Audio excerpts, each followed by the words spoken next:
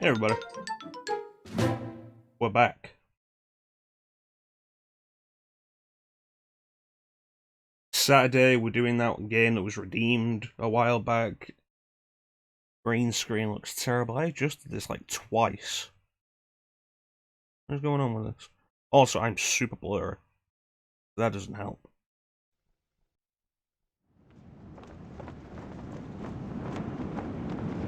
Okay, so let's start at the beginning. Fix the blurriness, reset the camera.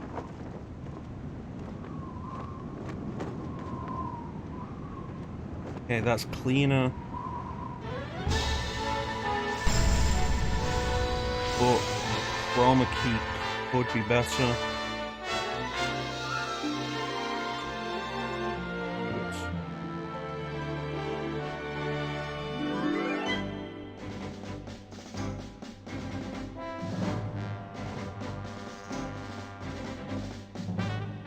Alright, that's looking better.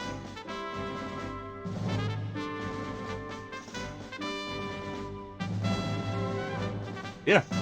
Redeemed like 3 months ago now by Bane. We're doing Skies of Arcadia. We did the Dreamcast version last week. I decided I wanted to do Legends instead. And as a caveat to that, I have applied a few little tricks to this. This is running in widescreen. This isn't stretched, it's running in widescreen. And it's also running at 480p, being upscaled to 1080, so it's a lot cleaner than the standard GameCube visual look.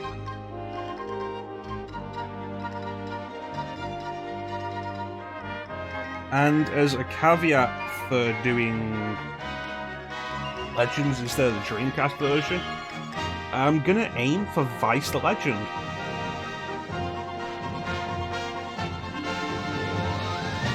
Which is the best rank on the Swashbuckler rating, and he's gonna take a bunch of work. It should be fun.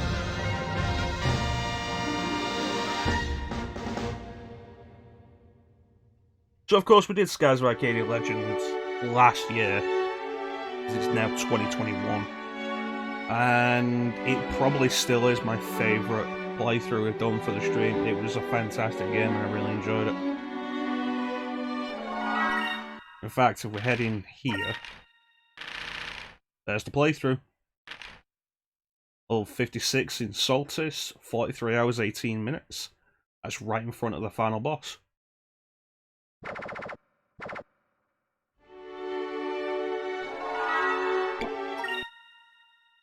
But we're going to start the game again and have some fun. Able that rumble.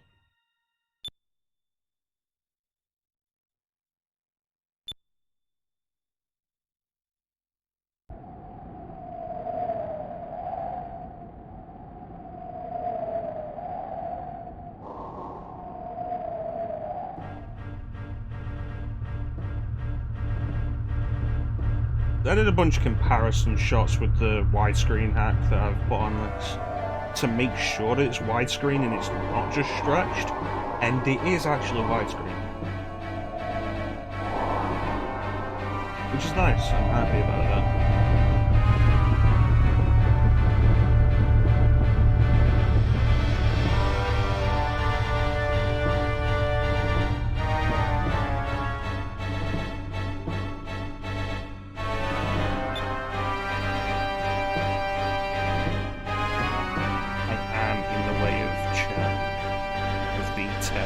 I was not sure, I wanted to get a proper look. So I'm going to move up here where nothing actually happens. I could be on the top left, but that is where the SP meter is displayed in battle.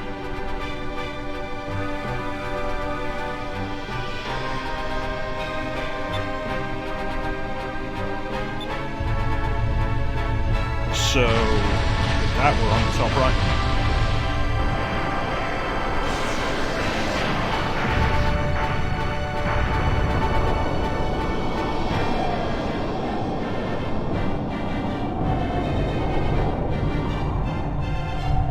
if I wasn't wearing a shirt that would be a shirt and a hat that would be obviously reversed, I'd flip the camera to make it look better.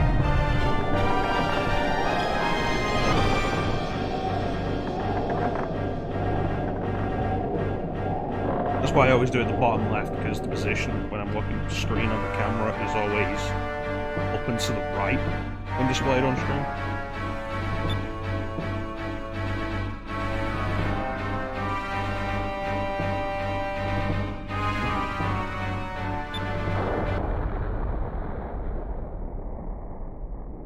That is reported now. Who would dare attack an Imperial vessel?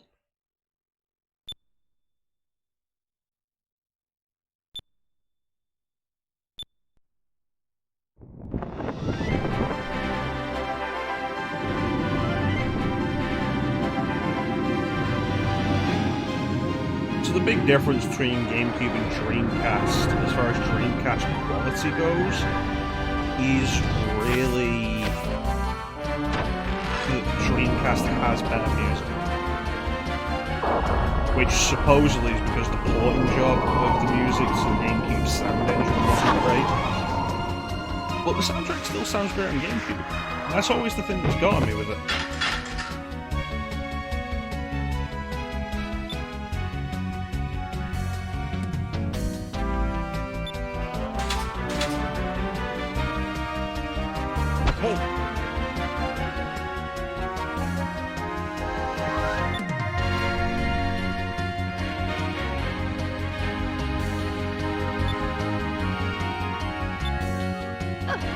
This does actually look really nice, like this, with the widescreen hack and the full rate patch.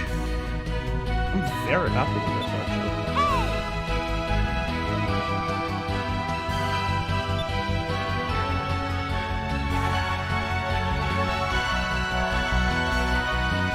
I wonder if this is going to end up resulting in any real issues where we're seeing stuff that we're not supposed to.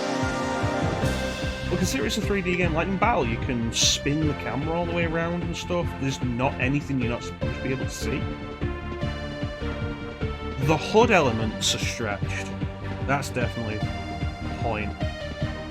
But the actual 3D elements aren't, and they look fantastic. Here goes! So, as we're going for Vice the Legend, one of the caveats of that... What is wrong with that? One of the caveats of that is that I need to open every treasure chest in the game. And some of them are permanently missable, so I have a list here. For example, Alfonso's ship, once we're done here, we never come back. There are 4 chests we need to get. I want to keep an eye out for those.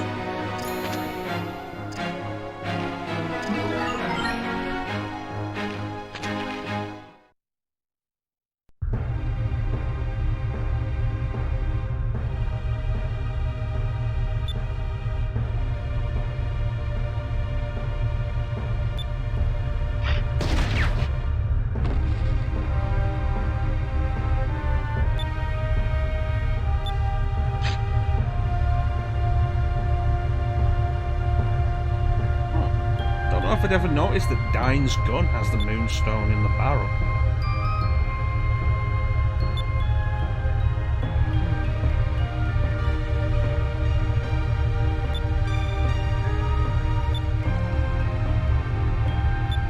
Let's go!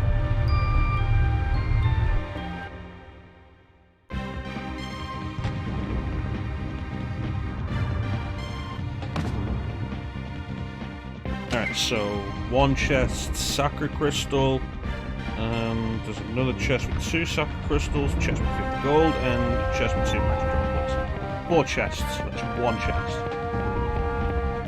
This looks really nice.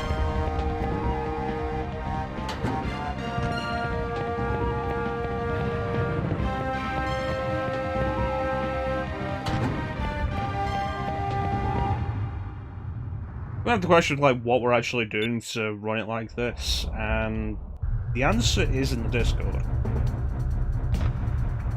It's not technically emulation, and we are playing with my actual GameCube controller and everything proper. But stuff like this with the widescreen patch and the increased resolution really does make a fantastic case for emulation in general. Like if you were running this on Dolphin, as I wouldn't be put into 480p with upscaling to like 1080, have it outputting at a 1080p resolution, with rendering, rendering I think is the term, and it'd look even cleaner. And then like the widescreen patch, Dispose of them. it makes a really good argument for that kind of thing.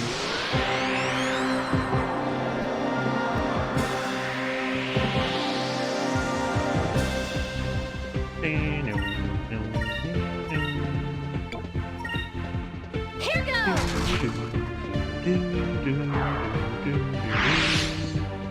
I love this game. Honestly, one of my favourite JRPGs.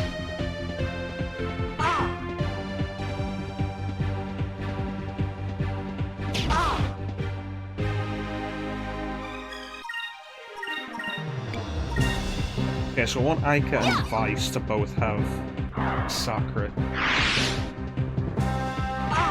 before we hit the first box.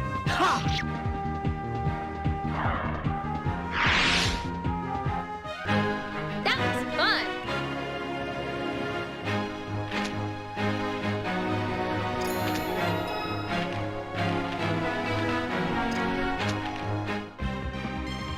Now, of course, a big part of the reason why we go for Legends over Dreamcast Original is the encounter rate is reduced. That's 2 of the 4. The encounter rate is reduced significantly, and the XP output is increased to compensate. So the game is way less grindy, which some people may argue that makes it easier. I say it just makes it less tedious. It's not a bad idea, it's not a bad feature.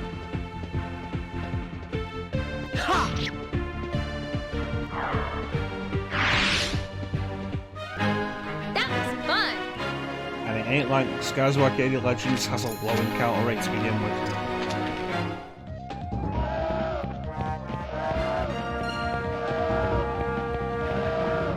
Okay, third chest is on the right over there. Where is the fourth?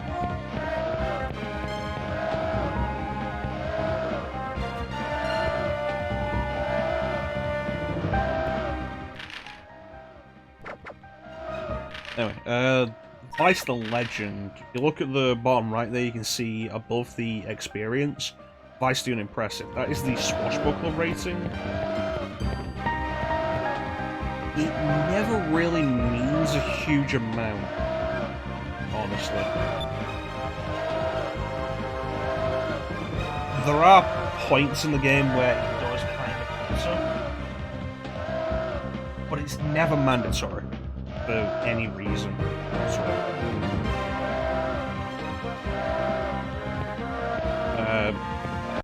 The original Dreamcast version, the swashbuckler rating was really simple.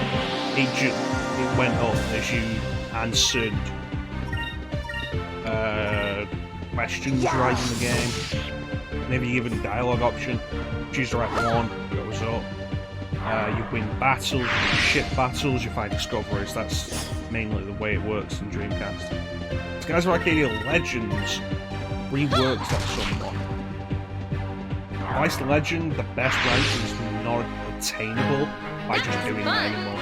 Like I say, one, it requires us to get all of the treasure chests in the game, every single one. 50 gold and 200 treasures.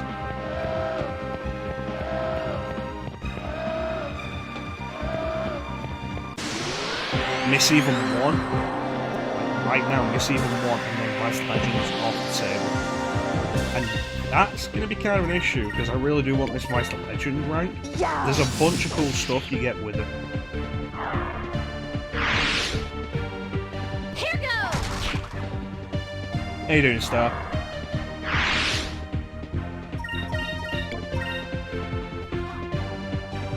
Yeah.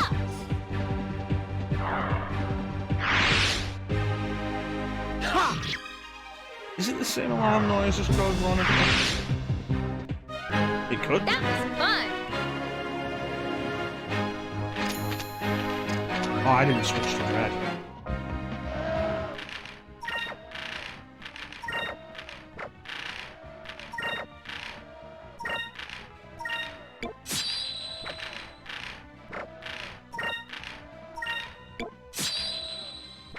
The exact same sound. It's not overly surprising. A lot of stock sounds like that get reused. No, it really isn't so far. But I'm glad you're doing okay, though. Chest here? Yes. And that's all 4 chests on Alfonso's ship. So we're good so far.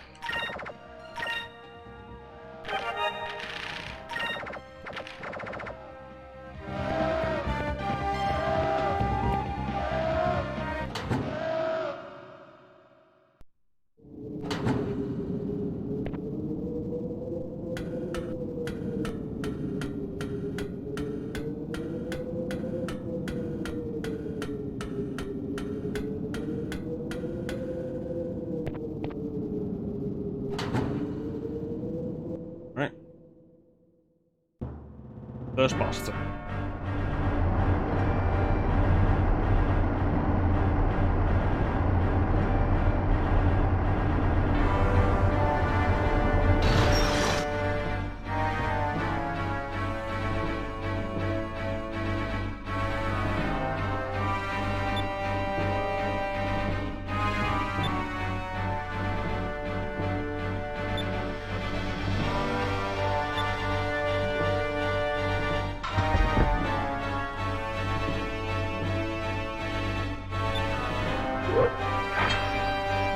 And Alfonso, almost from the word go, establishes his character as cowardly, obsessed with reputation, and incredibly arrogant.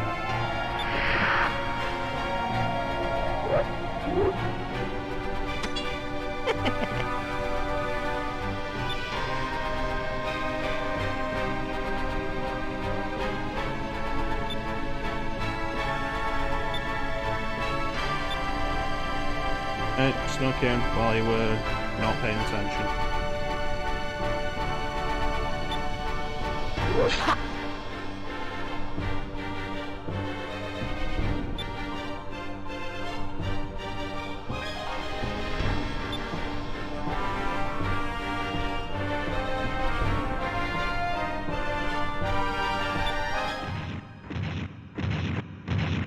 This is the thing with this, like, Alfonso always calls on personal war beasts rather than actually fighting himself, suggesting that he doesn't actually have any real combat skill. It's never confirmed or denied, it's just an implication. There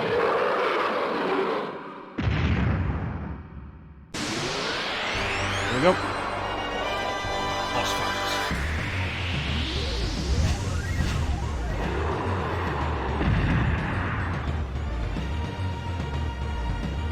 Okay. Huh. 30. Oh, he's putting the thunder up your ass. Take this.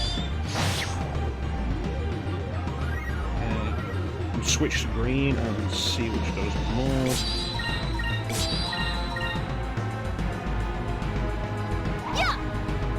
Missed, that's not helpful. Take this. About the same. I didn't think red or green had any real bonuses or losses compared to when put up against yellow.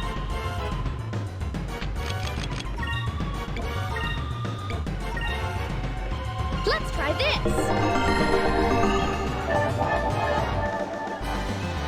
There we go. Stick with red because I'd like to have fiery as soon as possible.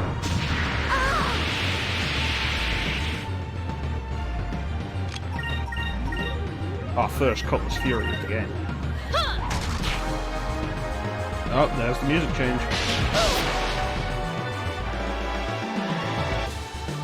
I love that about this game. When you fight bosses, once the boss gets to half health, he changes to a victorious style. But if at any point during a boss fight one of your characters is below half or maybe maybe a quarter, then it's Here goes. a more like danger version, I guess. And I like that. This was the first game that really introduced me to the idea of a variable mix, Here goes. and it's one of my favourite things. Hey, how you doing, Faison? One more hit. Much easier than it was in the Dreamcast version. We did it.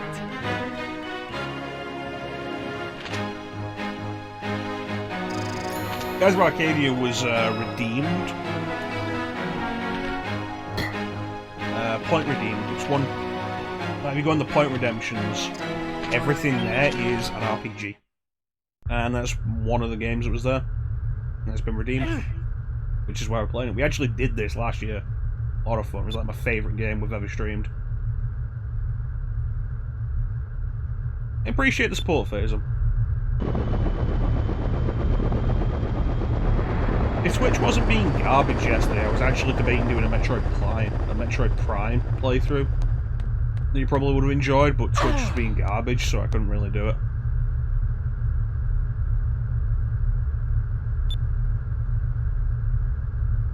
Howard with gold.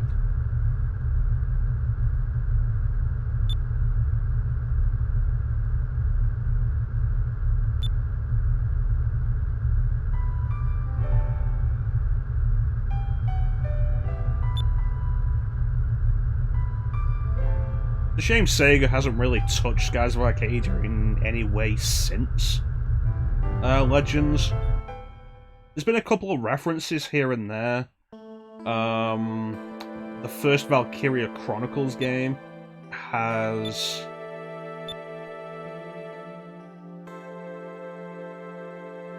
I think it's 3 units that you can find to add to your army, called Vysaika and Fina. And Sonic and All-Stars Racing Transformed, fantastic kart racing game, had Vice as a playable character and a Skies of Arcadia track, which was really good.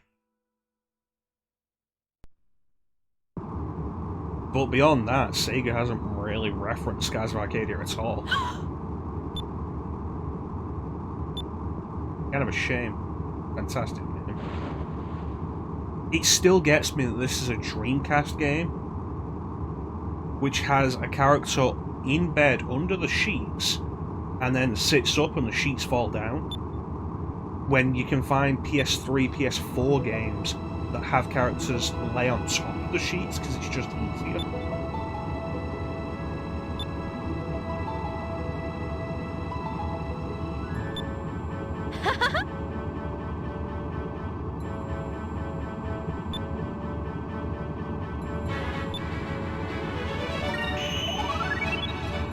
And that noise means we chose the correct response, which will give us a little boost to our swashbuckler rank.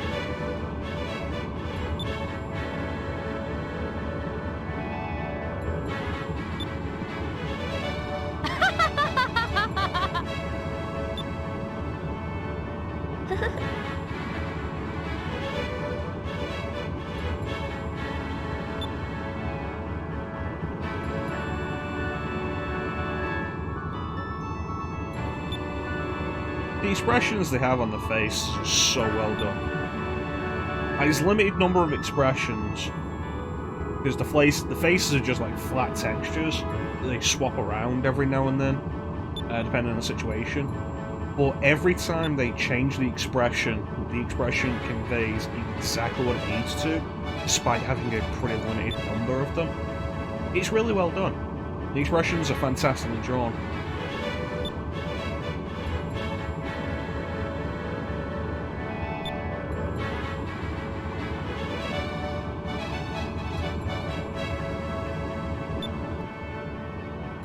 So my hope is for today's stream to at least get to Valuan.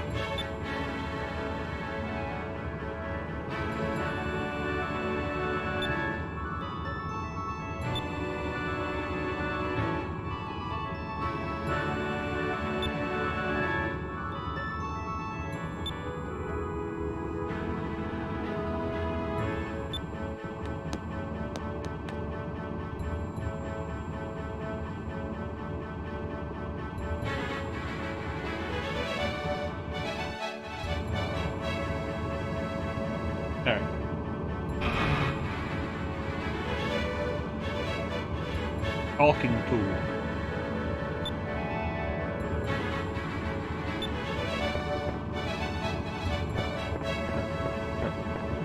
There we go.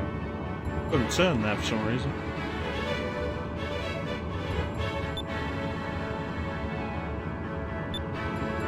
If you want, this is one of those earlier games, back when dual analog sticks were introduced, that lets you move with the D-pad. If you wanted to use the GameCube's tiny D-pad. I mean, you really should. GameCube's D-pad is like the worst part of the controller. It's fine for menus, a little bit. I don't mind using it for Skies of Arcadia's menus in battle. And you know I can examine this cannon.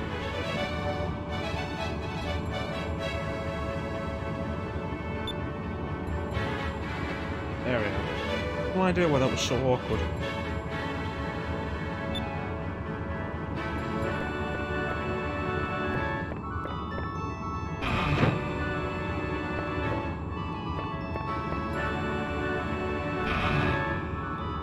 And another bed.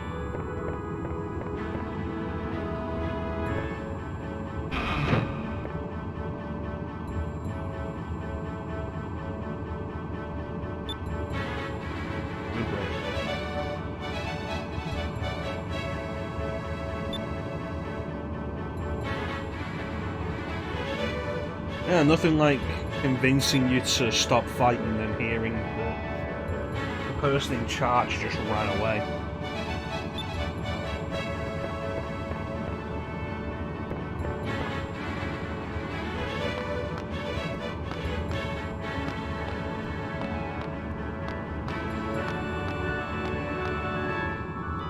For an RPG, this game has so many ladders to climb.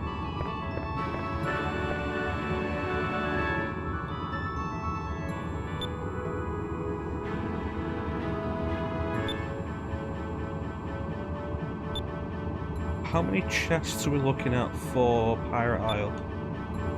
5.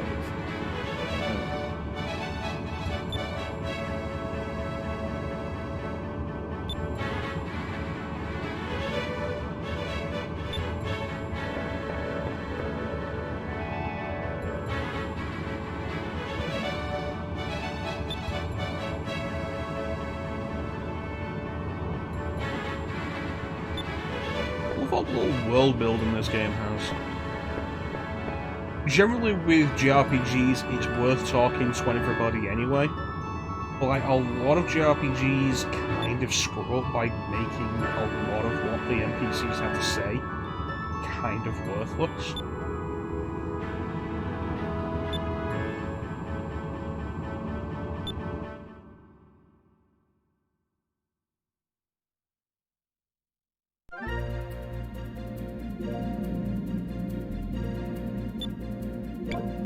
Nope, I know exactly what I'm doing.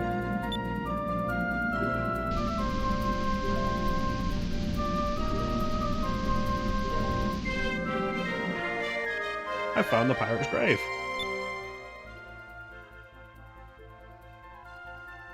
It appears someone has scribbled onto the stone, "Here lies an unknown blue rogue."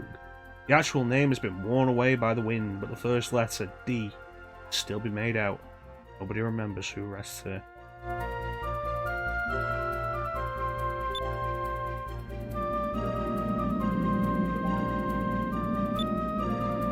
Discoveries are a nice little side idea. I quite like. They really make exploring the world map feel more interesting, which is kind of a problem a lot of JRPGs had back when world maps were a thing. Of world maps really just existing to connect the various areas.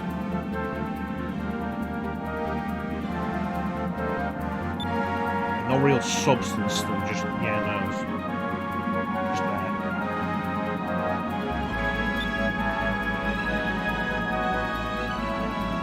I don't think there are any other stories.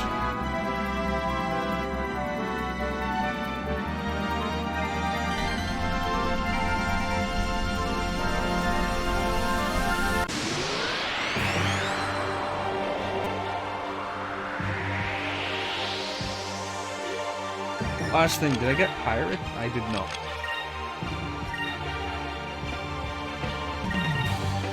Here goes! I think blue is weaker to green than red. Pretty sure it is.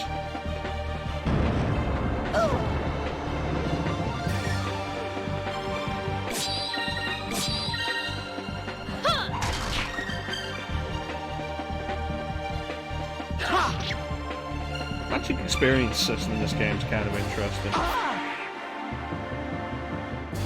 The way you gain new magic attacks, new magic abilities through the use of specifically coloured weapons.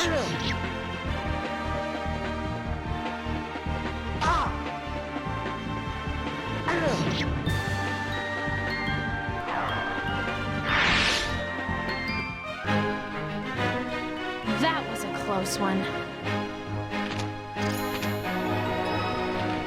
Yep, level 4. It's like by using green coloured weapons, we gain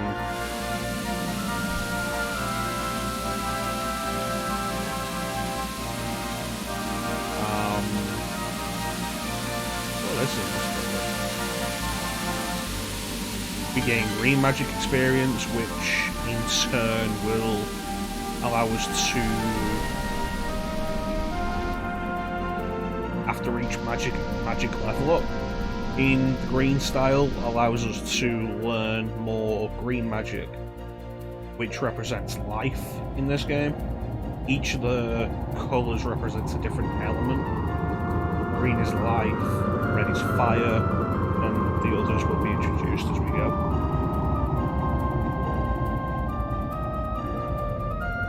Well, green isn't just healing, it begins with healing, but it also leads to stuff like poison, which is kind of interesting. And the same is true of red. It's not just fire spells, it's also stuff like attack buffs. It's an interesting system.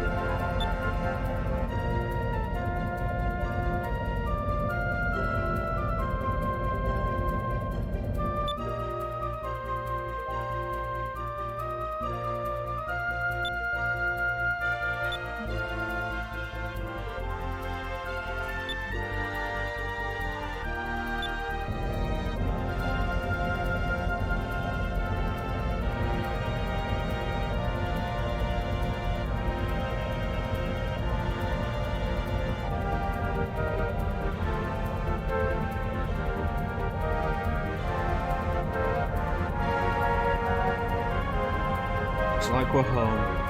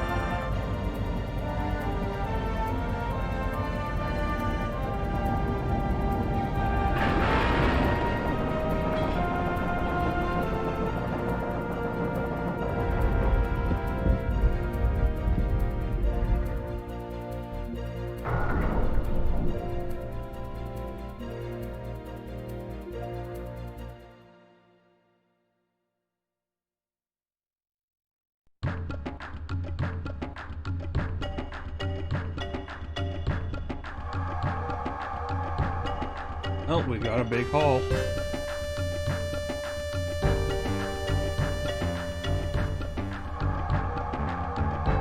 Weapons, armor, and gold.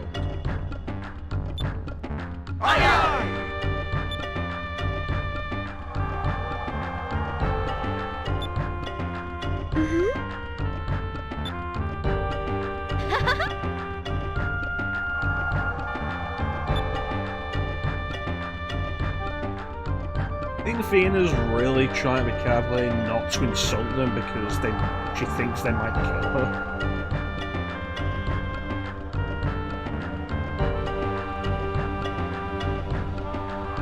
I mean, yeah, they're acting nice, but from Athena's point of view, she has no idea who these people are. And she met them because they attacked a ship that attacked her. But they didn't know she was there.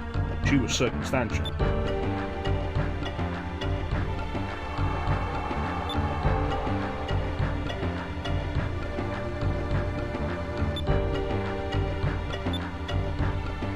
Interesting first impression.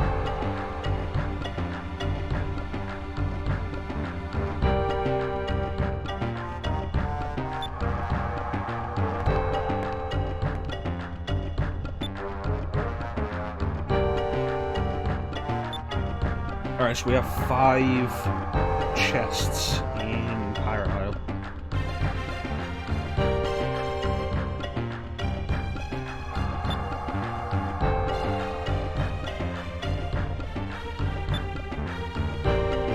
But that's not a deck.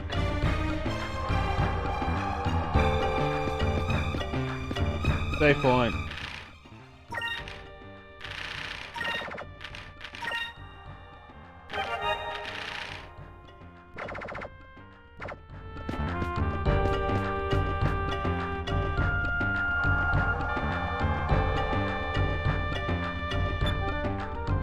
Where your fence Valuan goods?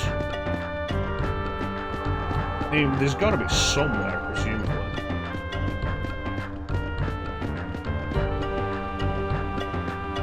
Oh, look at that.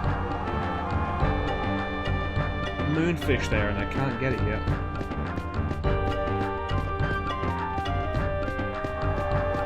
I'm going to be able to get out for ages, and I'm probably going to forget it's there.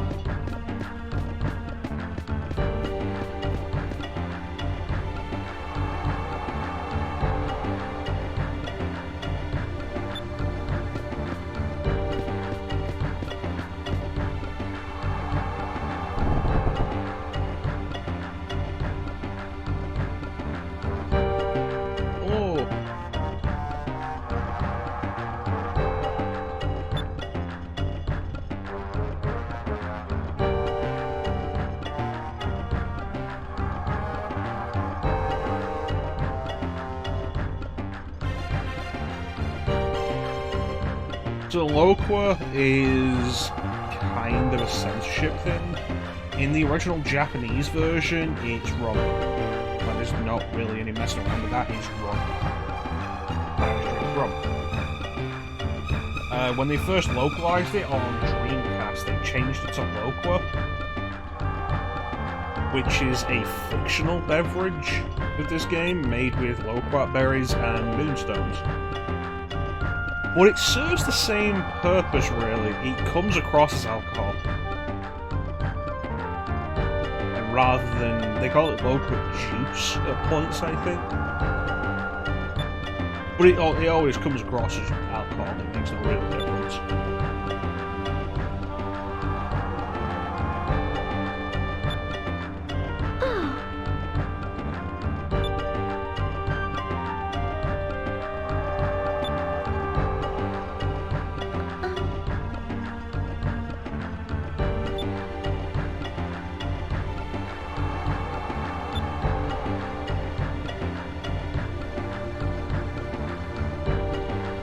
Just the juice. Just the juice.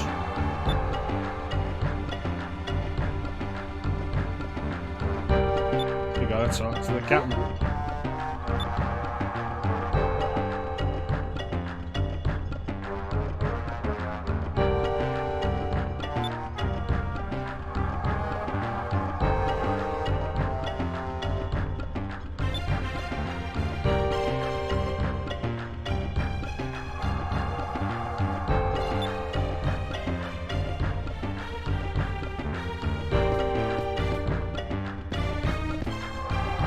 They say it's a tavern that serves drinks, but who's serving the drinks?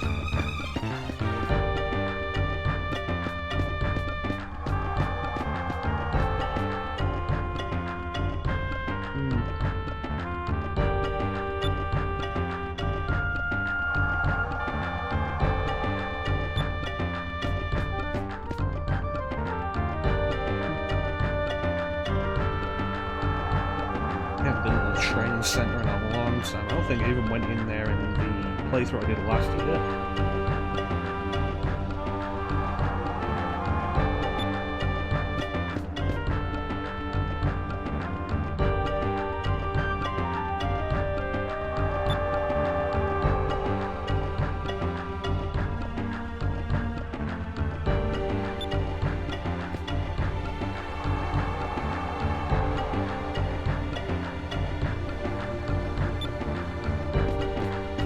Alright, what else do we got?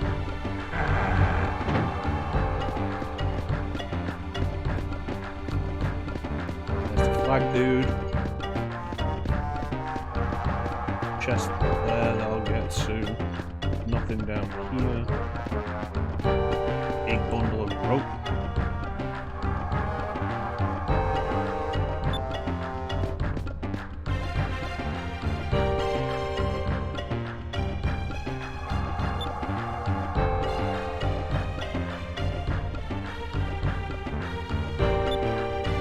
Slow. Oh, you're talking about that guy. But who's actually loading supplies on the ship?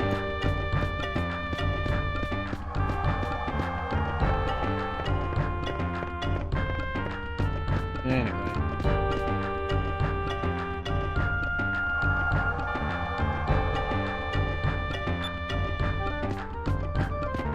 And the shop. Do I have enough gold?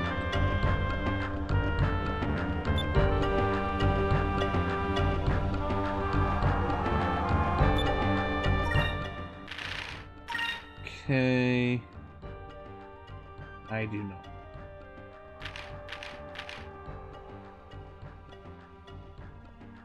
Interesting, I have less gold than I had when I did this last week on Dreamcast. I expected to have more. They only increase the XP outputs and not the gold outputs, I wonder.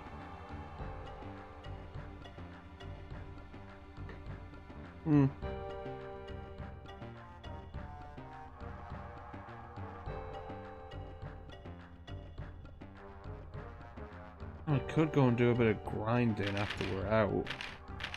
Not sure how necessary though.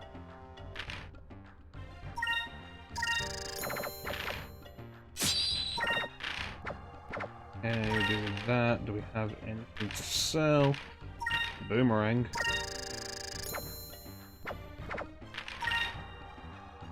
$220.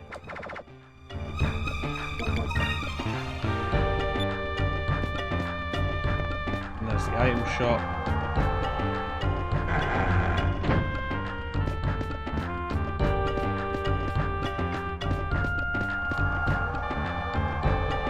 You know what? No, there will be more gold before we leave the island. Is it just 150? 150 gold, but that will be enough to get the cutlass.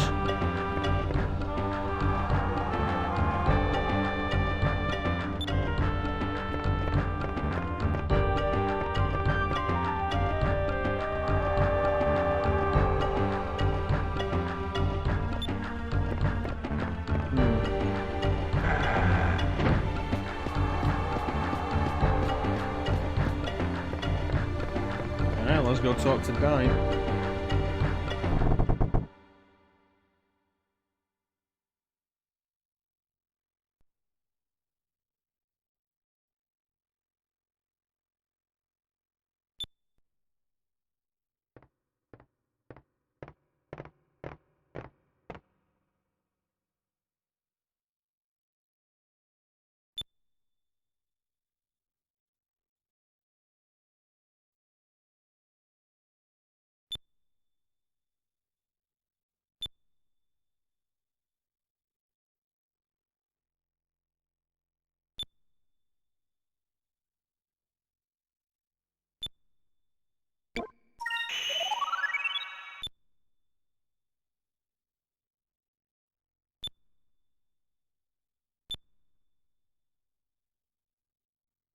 That's really the trick with the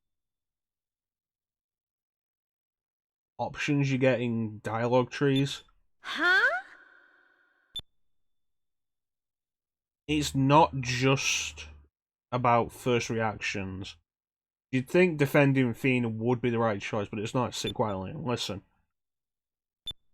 Because the idea is to eventually become a captain yourself, which requires certain traits. Bravery, but not recklessness. Amongst other things.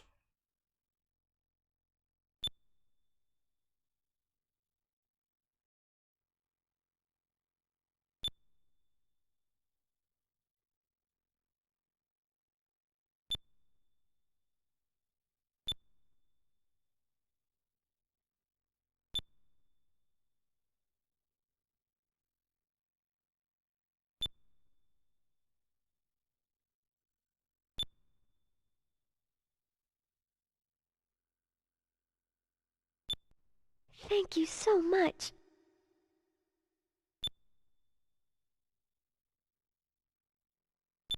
Yeah.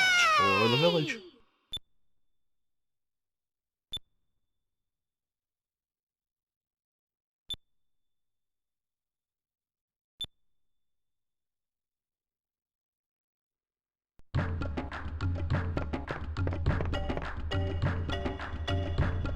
Here we go. The explanation of the swashbuckler ranking.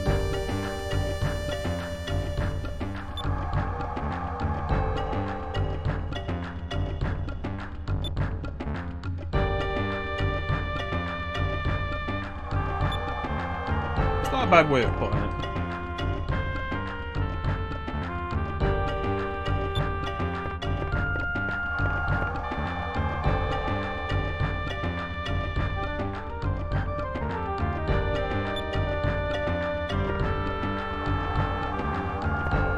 Good look at them. We can't go into first person to see it.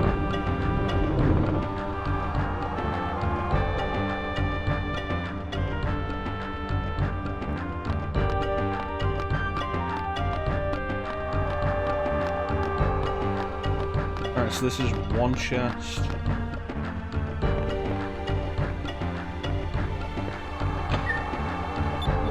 Gold. We now have 298. So I want to go back to Zach and buy that other cutlass off him.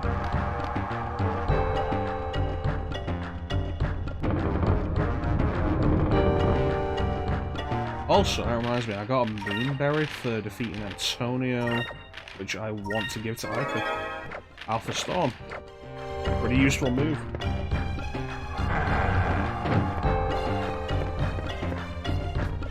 And the fact that it only costs 4 SP is pretty helpful.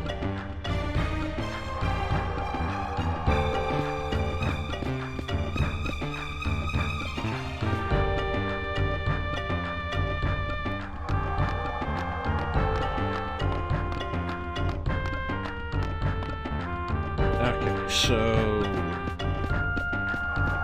go back to the shop.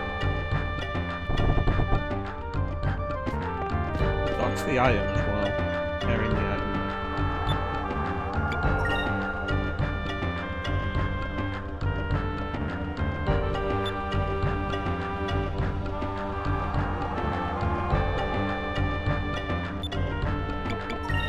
The way the magic system is in this game, like particularly the MP, like Vice has 3, Ike has 5. Each spell costs 1 MP.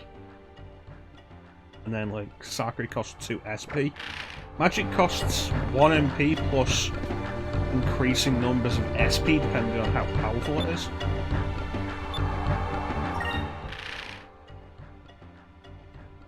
And it's a system that, especially in the early game, unlike a lot of other JRPGs that I've played, really encourages item usage over magic.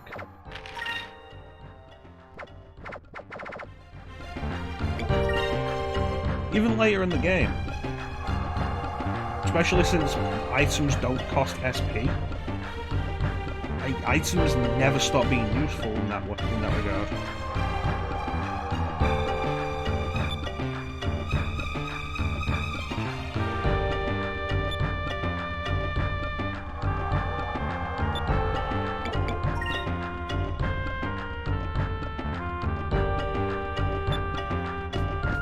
Alright, let's get out of here. Okay, so we've got one chest, there's another one up there, which we'll get in a minute. 3, 4... I know where the 5th one is. I think I do. Guess we'll find out.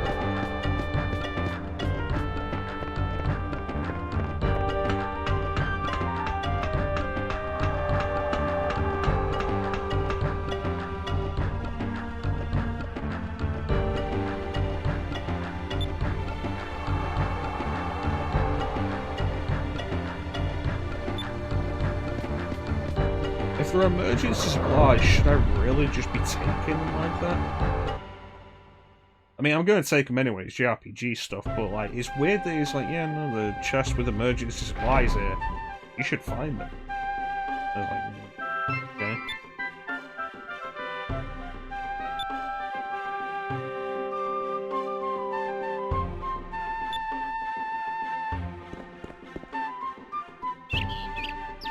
Alright, let's go do some exploration.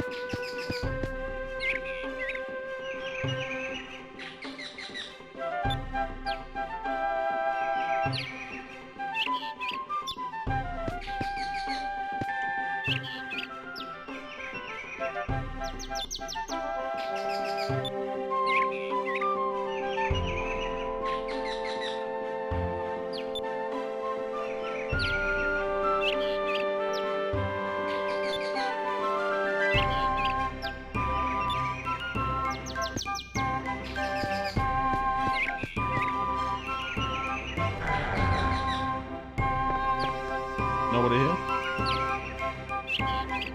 Gold turnips.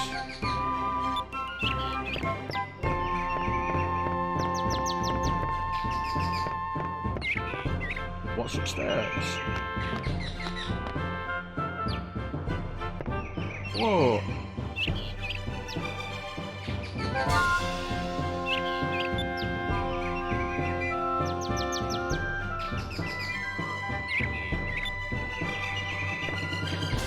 Not a bad idea.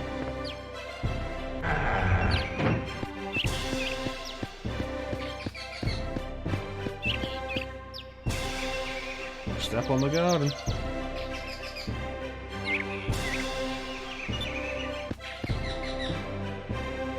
Turnips. Oh, there's the chest.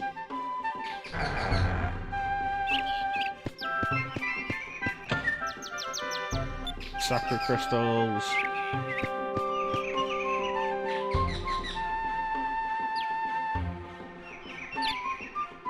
Is it wise to have the incinerator right next to the garden?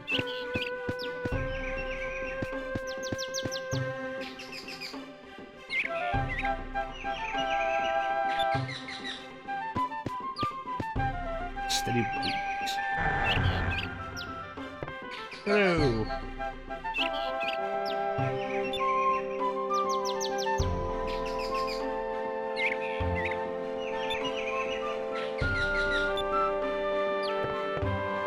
Just an idea for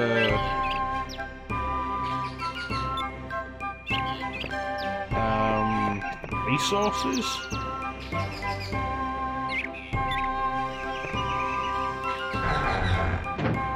The idea that all the resources, the fuel and stuff, comes from the moons. It just falls from the moons rather than having to be dug up or anything. I mean, considering there's no big... there's no ocean or anything, it's just sky and then floating chunks of rock. Yeah, I guess that makes more sense.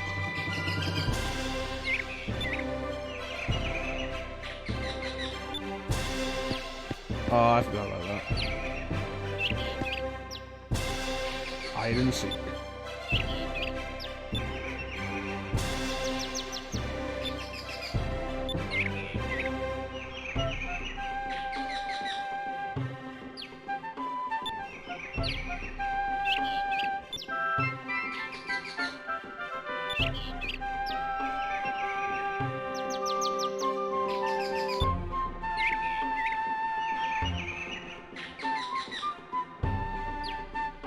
You gotta love all these unusual names.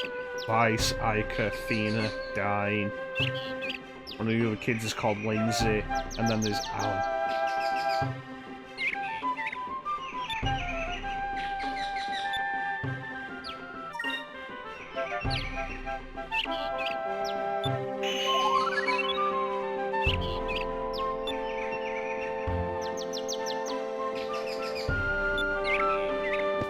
Alright.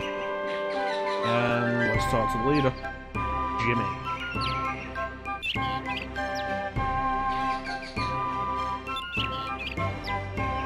Pretty sure I know the secret, but yeah, let's play.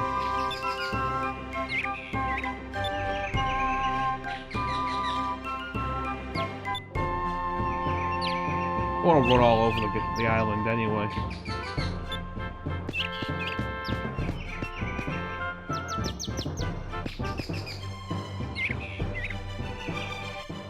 Make sure you examine this napkin. Handkerchief. Basically the same thing. I feel like they are.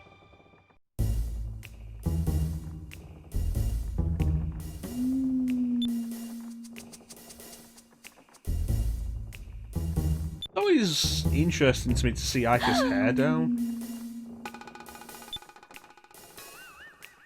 Usually in stuff like this, there's one hairstyle and that's always the way it is, especially in Japanese stuff. Like, in a lot of Japanese media, games and anime and stuff, you get used to weird hairstyles like Ika tying her hair into two parts that stick out like that. It's kind of surprising to see that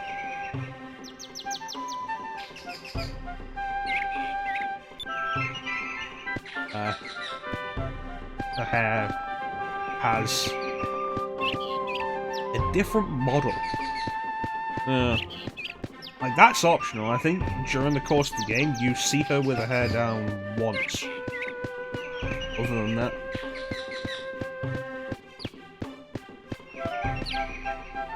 It's kind of interesting.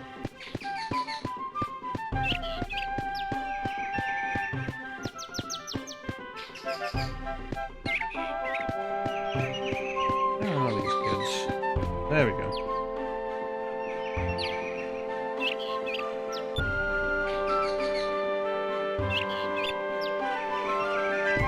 One.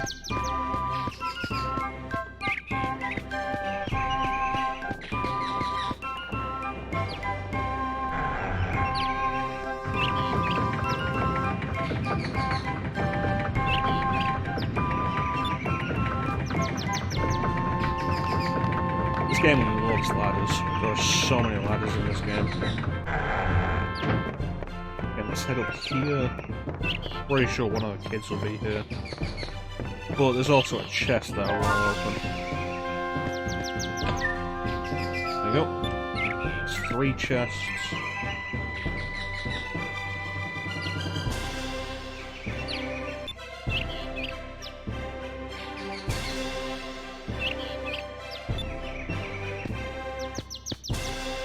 Really? None of the kids are here?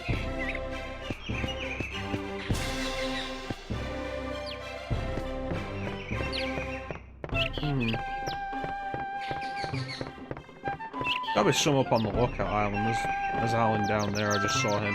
I'm sure I looked behind there before and didn't notice him.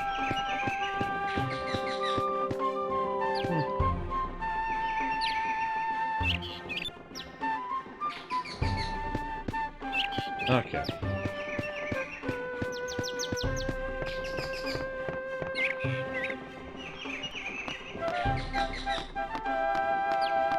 I'm up.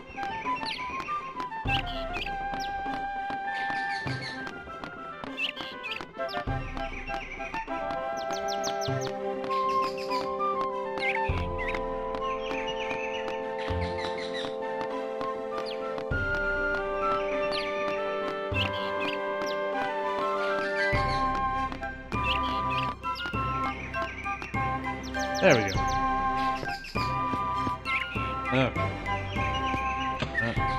Four. And we know where the last one is. It's in the cave. Saw it. Really, no kids up here.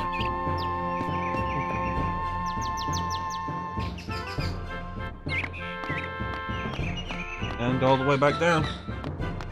No speeding this up.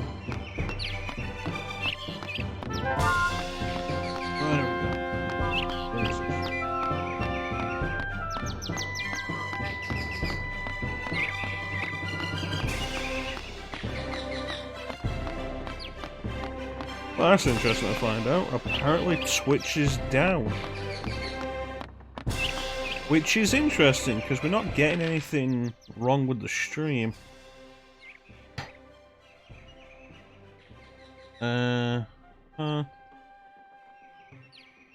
Meg tried to raid. Good old Megumi. Not connecting to chat here.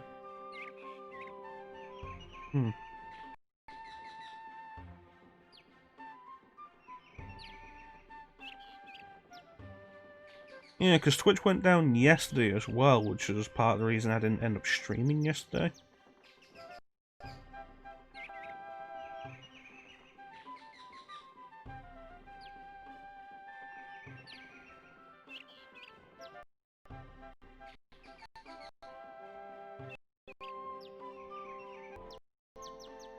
Oh, and Chansum says stream is fine, but you can't comment on chat. I have another notification as well. What is this? Apparently chat's fucked up.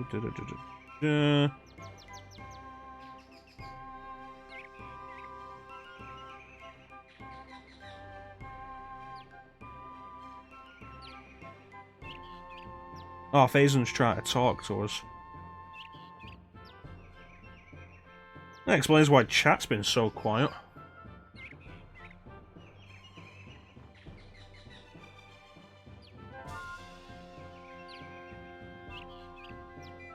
Not getting any issues on my end, but would it be worth just wrapping it up and leaving it till people can see the... I wonder.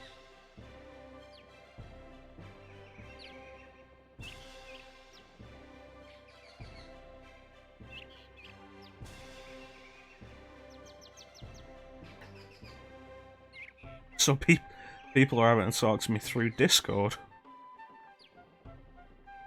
Alright, FaZe, I appreciate you being here.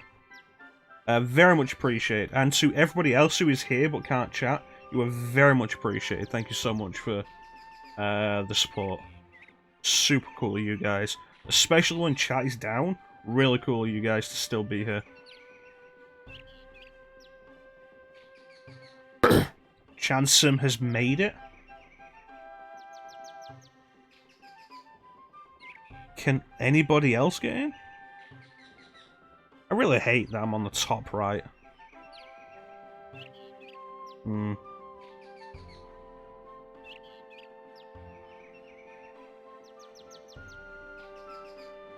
Faison's playing Super Metroid. I hope that goes well. I hate Meridia. Ah, there's Klim. Everybody, good to see you all. Greetings.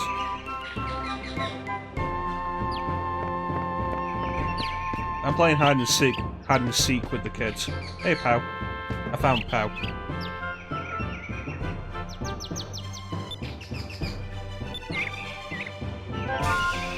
Okay, and just Lindsay left. Where could Lindsay be? There you are.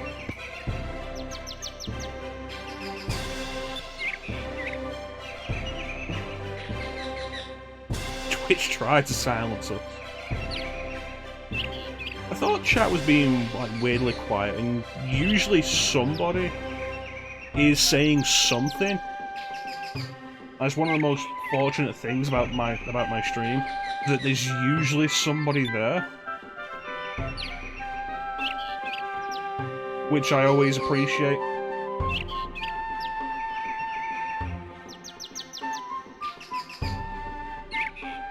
That'll be interesting to hear, Clem. See how that comes through tomorrow during Final Fantasy VII.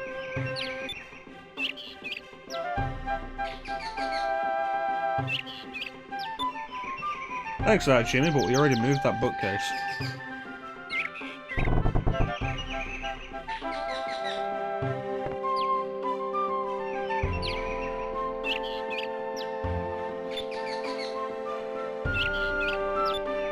Nope, it's all good.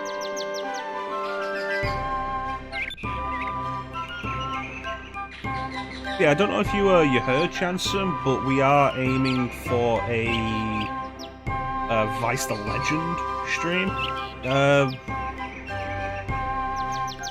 Vice the Legend run. No, we're doing Vice the Legend. The Swashbuckler ranking. Which, fun fact, on GameCube requires us to find every treasure chest. So I've got a list of the treasure chests in each location to make sure I get them all. There's one more treasure chest in Pirate Isle, which is through here.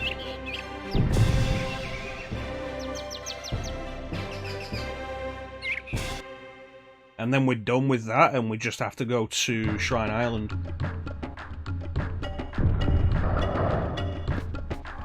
Moonberry. Did I put that Ica yet? Yes, Delta Storm. Delta Shield. Delta Shield.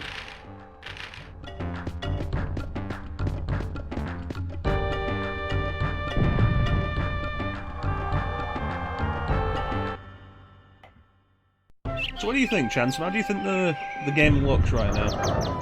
Because, like I say, I'm running it with a widescreen hack, and with a patch that outputs at 480p and then upscaling that to 1080. I think it looks quite nice.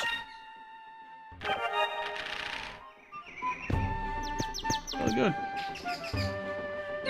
Glad you like it, Jansen.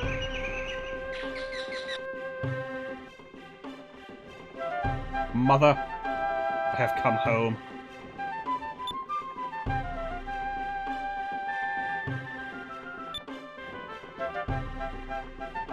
Like, the interface elements are stretched, but like the actual 3D stuff is all in widescreen, which I really like.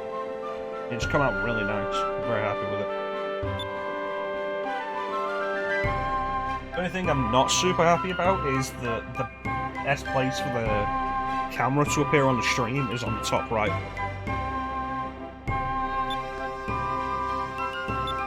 But it's a sacrifice.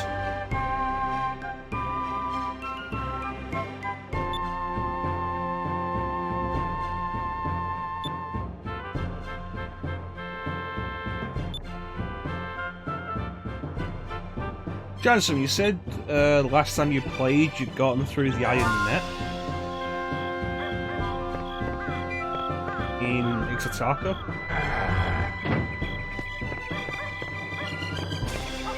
Yes.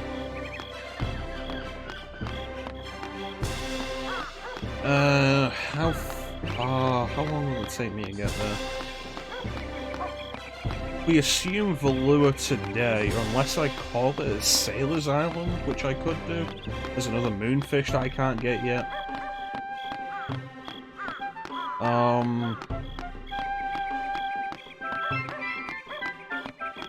Try and keep these streams to strictly 3 hours, and that should let you stay ahead of us. Which should be good. Yeah, I did see that you said that.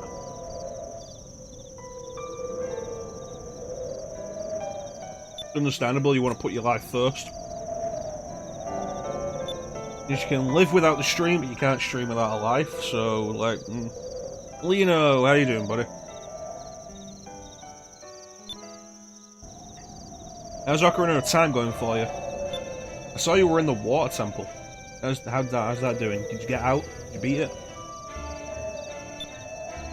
But yeah, we'll try and keep the Skies of Arcadia Legends streams to a solid 3 hours.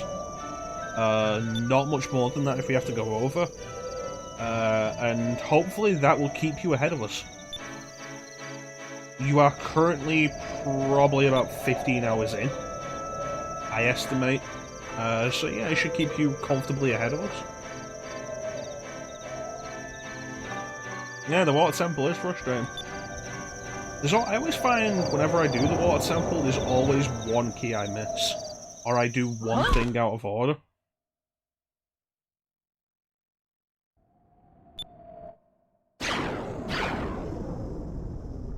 Well, that's not good.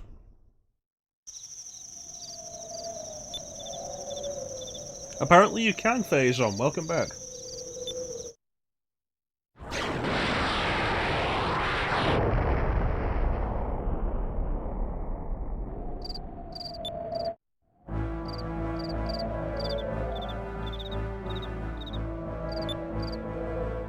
Yeah, I always end up missing like one.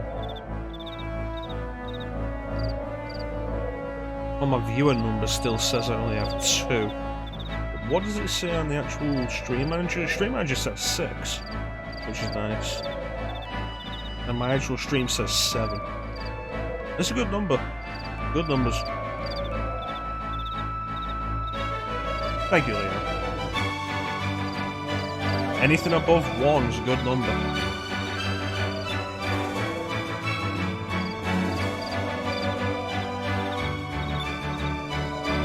This really does look nice.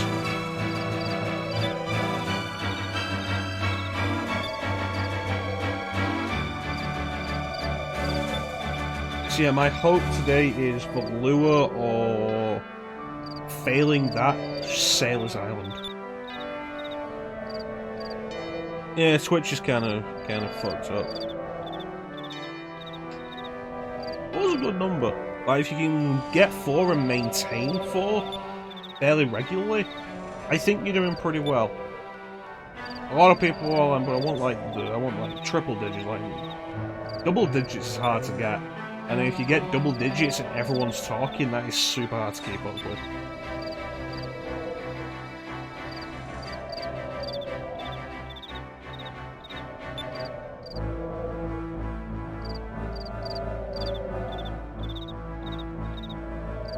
Well, that's the thing, Clem, like, I've had no issues on my end, just nobody's chat coming through. That's really been it. But the stream on my end has been fine. No disconnections or anything.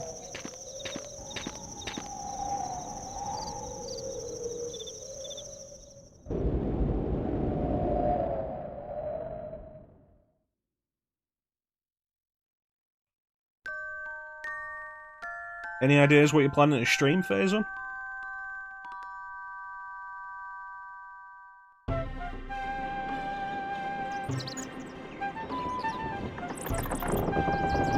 My headset is a Logitech something. A bunch of letters and numbers, I don't remember.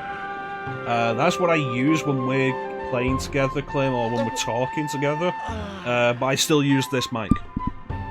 That you can't see right now, but it's the mic you've seen before on the stream.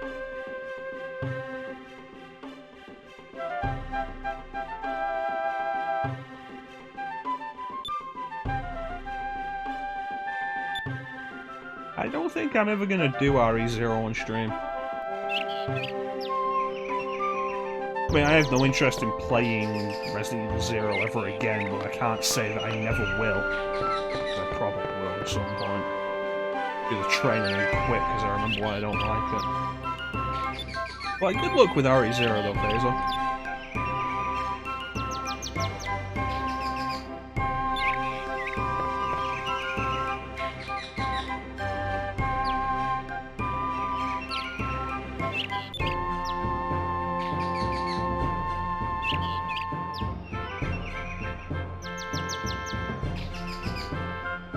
With a muffled voice.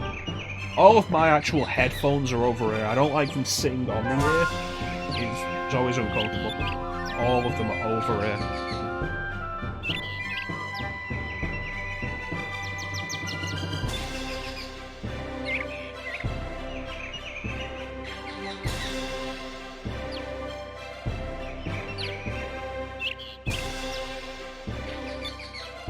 Is it a good idea to have chat there over the speech? Also, am I in the same place as the alerts? Yes, I am. Let's move the alerts over here. Test that out.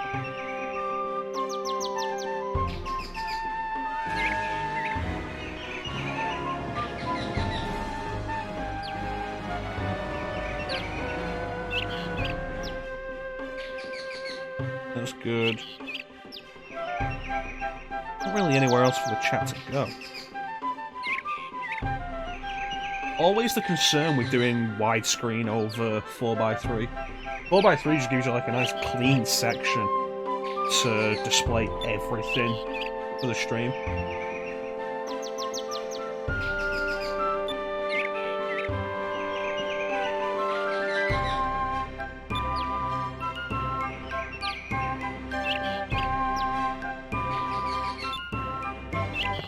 Alright, let's go.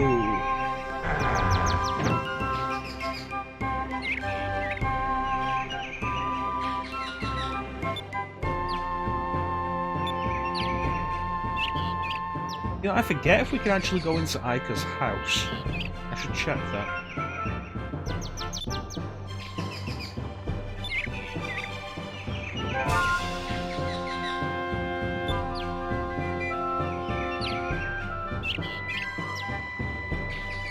Yeah, it can be frustrating.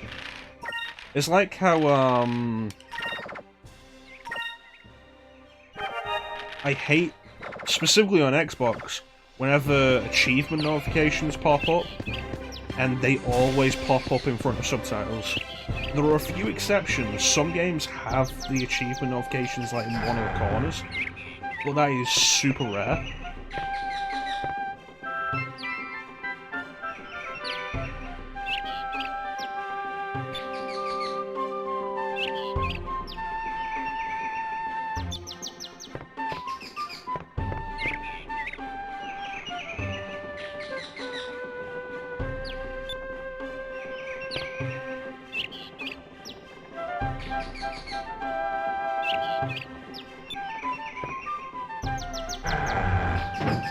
But yeah,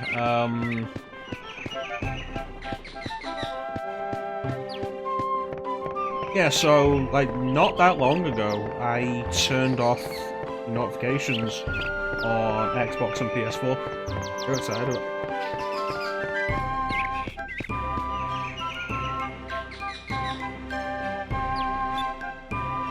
And then during Gears of War, the Gears of War stream, I do co-op with Clem. It turns out turning off the notifications on Xbox One only applies to Xbox One games, not to Xbox 360 games, which still appeared over the subtitles, which is always nice.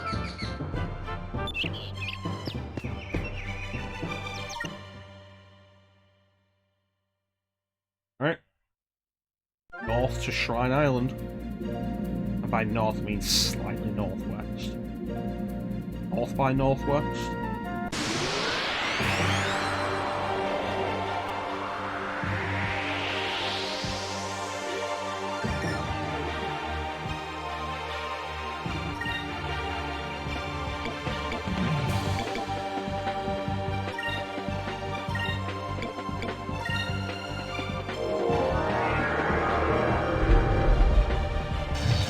It's uncommon for a Looper to immediately attack.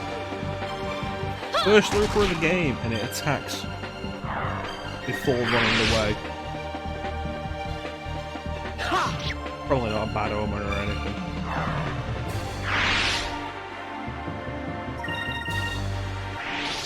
There you go. Looper's basically the metal slimes of Skies of Arcadia.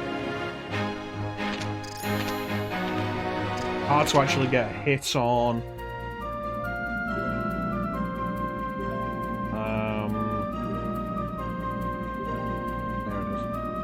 hard to actually get a hit on the runaway first opportunity, but if you can kill them, they give out a bunch of experience.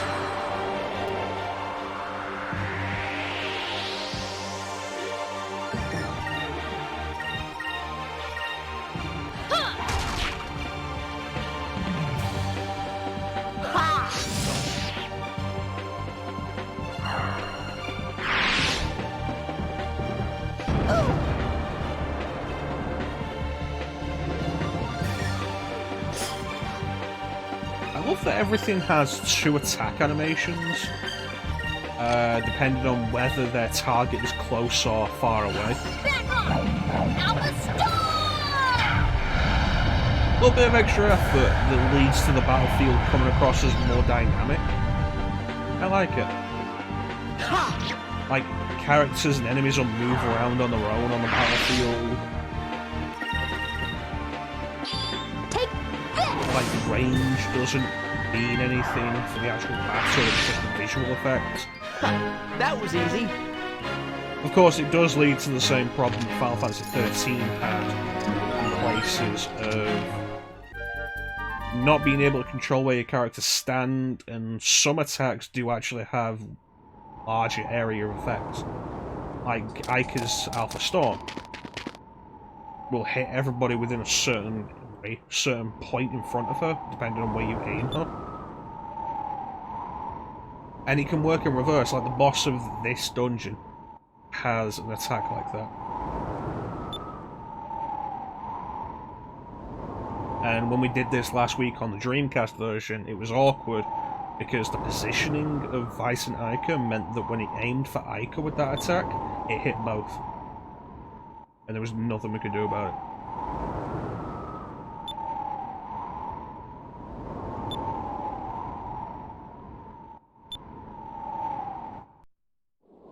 Alright, let's go.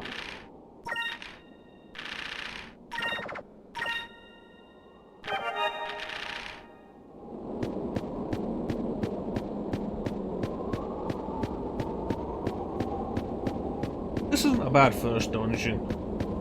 Kinda slow. But that's more Skies of Arcadia's movement than anything.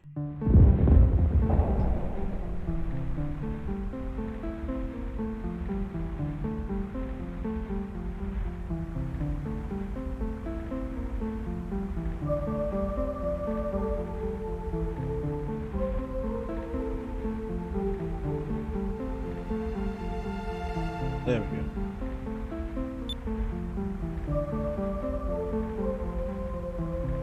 And let me get the list up. How many chests are there? There are 3 chests here. 2 Sakura crystals, a moonberry, and 2 Sakura's crystals. I'll probably find all of those.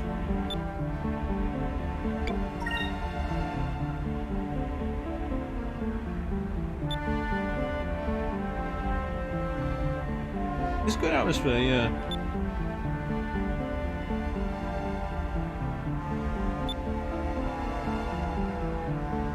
Not overly difficult, which is good because you're still running with 2 characters. You won't get 3 characters until after this dungeon. It is a good music piece.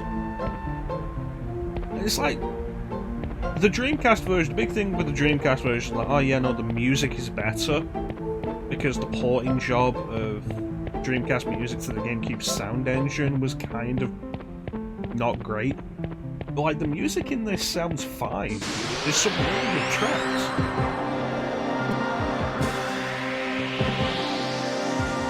And it's always the case that leaves you like, how does the Dreamcast version sound then? Here goes!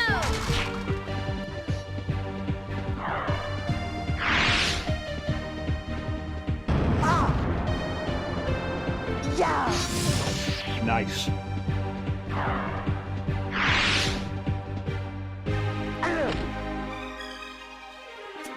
Some bonus experience for me.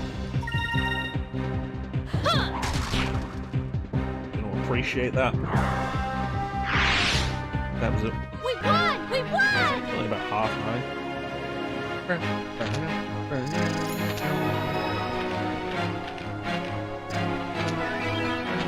Morocco shell. Give that to Ica because she has lower defense anyway. Puts her quick down to 42, but she's still faster than Vice.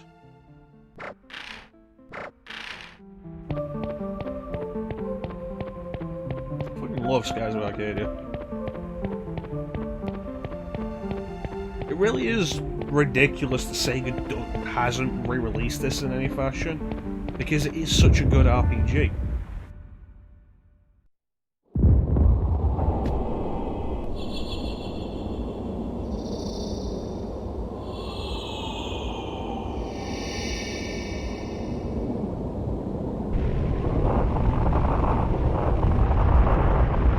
Reminds me, I really want to push forward with the RPGs this year. Not as a New Year resolution kind of thing, just as like something to really push with for the stream. Really want to push forward with the RPGs.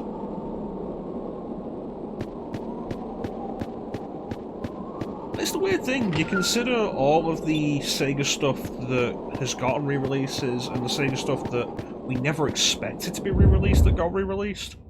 Like, Sonic Adventure has been re-released too many times. Jet Set Radio got a re-release. Shenmue 1 and 2 got a re-release. But there's nothing for Skies of Arcadia. Undeniably the best RPG Sega ever put out, and no, Phantasy Star does not compete with this. This is way better than Phantasy Star.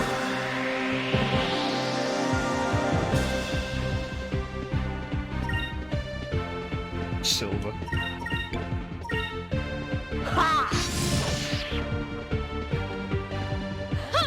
Yes, Space Channel 5 did get re-released.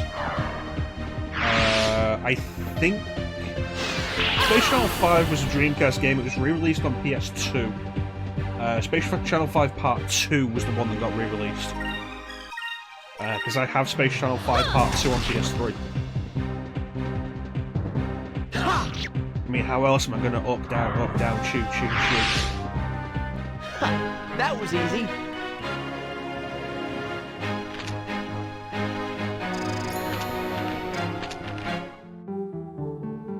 Yeah, you try to think of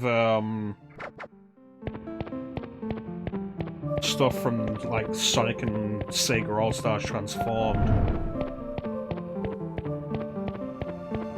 Nights into Dreams got re-released. Night's Journey into Dreams, the sequel, was exclusive to Wii though, and I don't think that's ever been re-released. But Nights into Dreams got re-released. I have it on PS3, and I think PC. I played it once and didn't like it. I don't know why I bought it again. I have it on Xbox? I might have it on Xbox. I stop buying games that I don't like when I know I don't like them. Here goes! Yeah!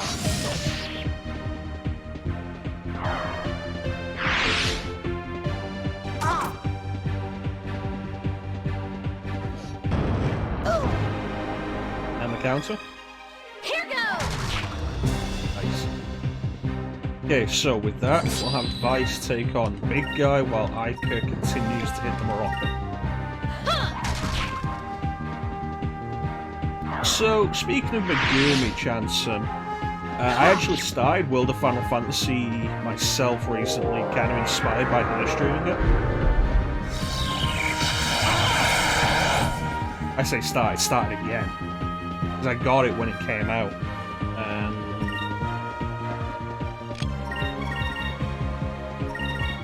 played it for like 6 hours, and then just stopped. Another one of those games that I'd start and then just didn't finish. I got it on Vita when it came out. I was pretty interested in it. It was pretty fun, and then I just stopped. That was a close one. Maxima was frustrating for me. Because, like I said, I got it on Vita. And Maxima is not on Vita. Thanks, Square. Yeah, I've been playing it. With the aim of actually finishing it now. I've got it on Switch.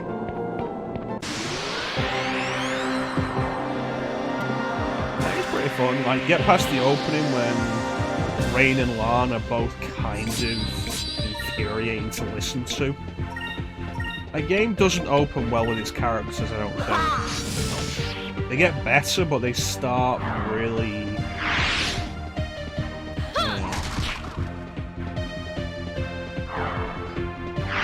But today I got up to the point where I left off, and now I am in completely new territory, which is quite nice. Barista fantasy. I think the voice acting doesn't help early on. The voice acting early on, especially with how animated the two main characters are, it feels underwhelming. Voice acting, like, doesn't really match with the character movements. Which is weird, because it's competent voice actors, like Lan is voiced by Josh Keaton, and he's done good work. I forget who voices Rain, but I assume she's a voice actress. I'll tell you what was kind of neat. Plumed Knight, voiced by Jennifer Hale. And it's like, you know what? It's always great to see Jennifer Hale in a game made after 2010. That was fun.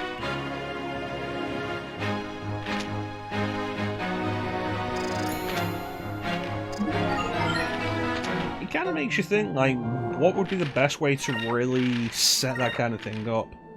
Have them start voicing the character partway through the game, which could be a problem, or have them start from the start, which can lead to World of Final Fantasy's problems where the characters start off just kind of not fun to listen to.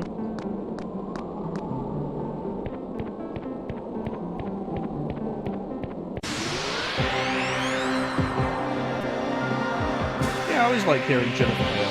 Especially in a game after, like I say, 2010, 2012. 2012, I think that's when Mass Effect 3 came out.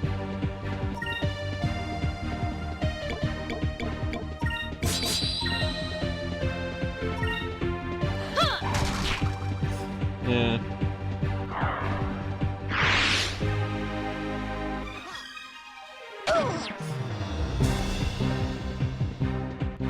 One of those voice actors that you used to see a lot and you don't really see anymore. Back when, you know, there were more voice actors in the world than just Troy Baker and Nolan North. And probably Laura Bailey if you want to pick a voice actress. Nothing against any of them except Troy Baker.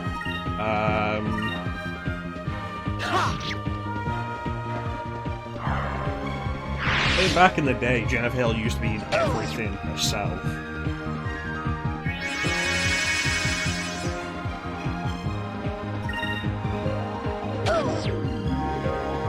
And like Clem and I doing Gears of War really brought the thing of like, hey, remember when John DiMaggio was in everything?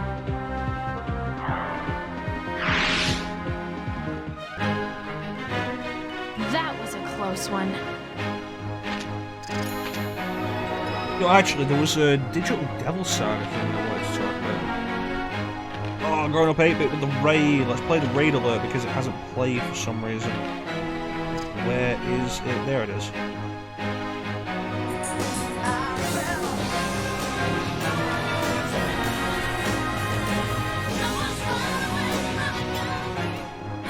Oh, it's looping again. There we go. Clem, can you give Grown Up 8-Bit a shout out, please? How you doing, 8-Bit? So we're playing Super Mario World. How's that going for you? I always get behind a bit of Super Mario World.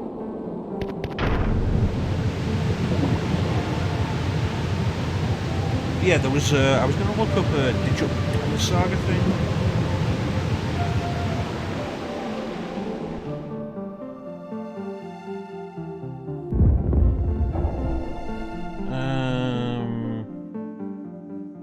Steve Bloom voiced somebody, and I can't remember who it was. Gale, that's who it was. Thank you, Clem. I wanted to bring that up. Like, Steve Bloom voiced Gale, and it's like, you know, I did not notice that as Steve Bloom, which is weird because you usually always notice Steve Bloom as Steve Bloom. It's like, you know what? Way to show that you've got some voice range.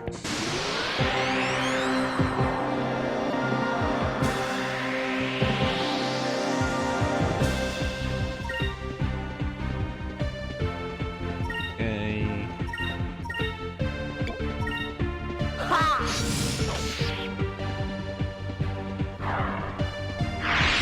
It's like you think Steve Bloom, and you almost always you're gonna hear him do that gruff, growly voice that he uses for Wolverine. That was easy. You know, it's nice to have him as somebody else. If you know what you can do, that's probably it.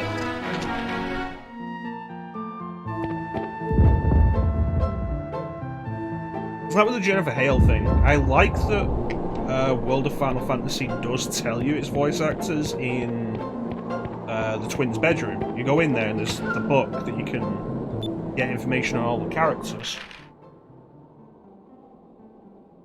And it'll tell you the voice actors, except for one of them. One of them's listed as question mark at the minute, which is interesting. The woman in the fox mask. Her voice actress is listed as question marks, which is interesting.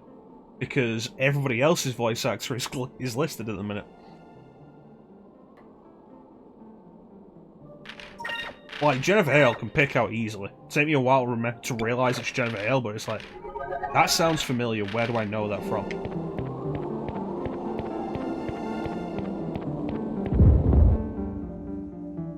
I usually do have a good ear for voices like that, and Steve Bloom's caught me completely by surprise with this. AC Douglas has more vocal range than I think he's really given credit for. Everybody remembers him as Wesker in RE5, but like, if you actually look into the stuff DC Douglas has done and pay attention to some credits here and there, DC Douglas has done a lot more than you expect.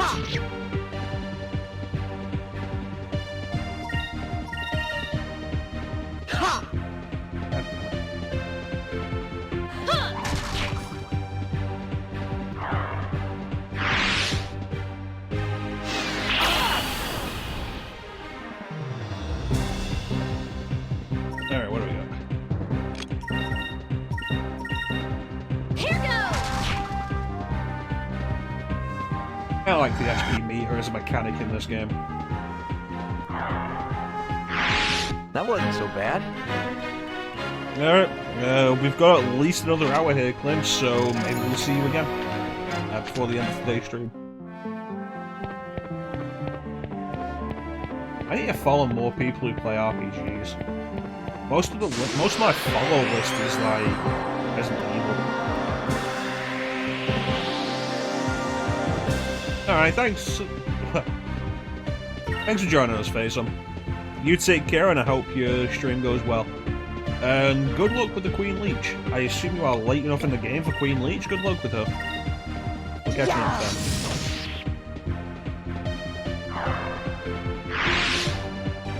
Here goes! Yeah, I need to follow more people who do RPGs. It's always kind of the problem with RPGs, isn't it? Like, playing an RPG, I'd like to raid somebody who's playing an RPG, but then catching somebody in an RPG not from the start. Kind of awkward. That wasn't so bad. Like Chanson playing Tales of the Abyss earlier this week, it's like, could have raided him. But it's like, Chanson late game in Tales of the Abyss. Like, how do you raid with that? Ah, the bat.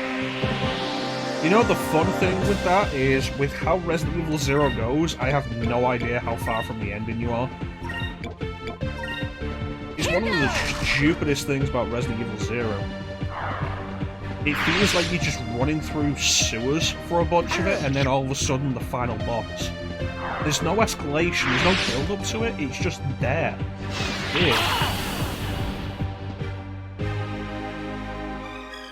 Yeah, that's a good point.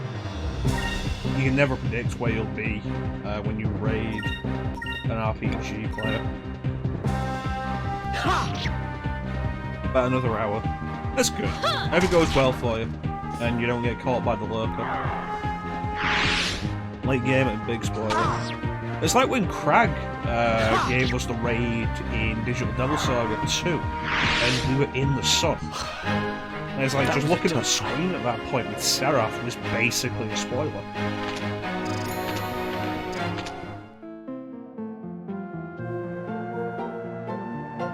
And it's like, how do you do that with RPG stuff?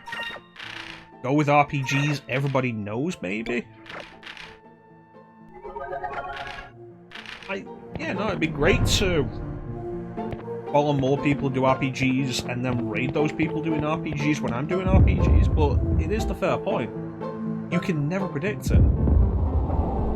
Especially if it's not an RPG everybody has done. And what's an RPG everyone's done? Final Fantasy VII? And then what? Plenty of people haven't done Skies of Arcadia because it's not as accessible. Plenty of people haven't done Digital Devil Saga, the Shin Megami Tensei games. We're gonna do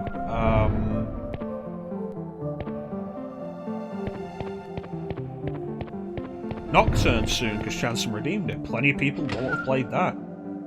There'll be a bunch of people who might be looking into picking up the remaster when it comes out in English. Then you've got a problem with that. People coming in with that.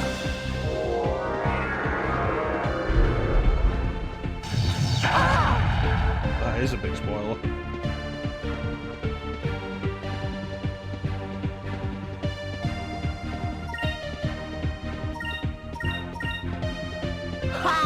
I mean, I guess overall it makes focusing on RPGs for streaming kind of awkward for channel growth, I guess.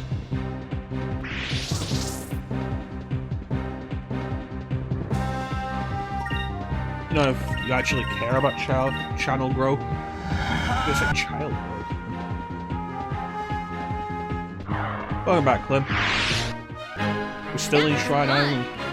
It's been 37 years.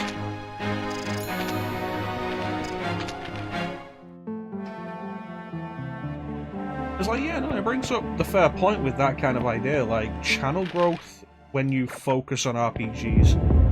When RPGs are child growth, not childbirth, child growth. Channel growth when you focus on RPGs can be super awkward. I mean, I suppose that's a big part of the reason why I also upload the streams to YouTube. It's like, hey, did you miss Digital Devil Saga 2? Like Ninja was super... Does it? Okay, let me turn that down then. That should be better. Ninja was super into Digital Devil Saga 1 when we were doing it. He doesn't play RPGs, but he was super into the story. And then he missed like all of Digital Devil Saga 2. Like, what do we do with him? And it's like, the YouTube streams are there if he wants to check them out and catch up on that. Which I guess is kind of a balance. Yeah.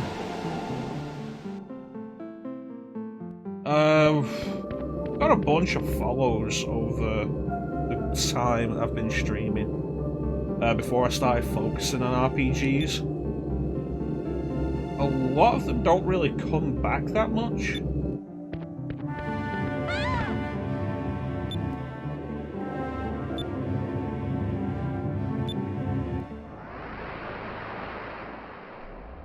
It's,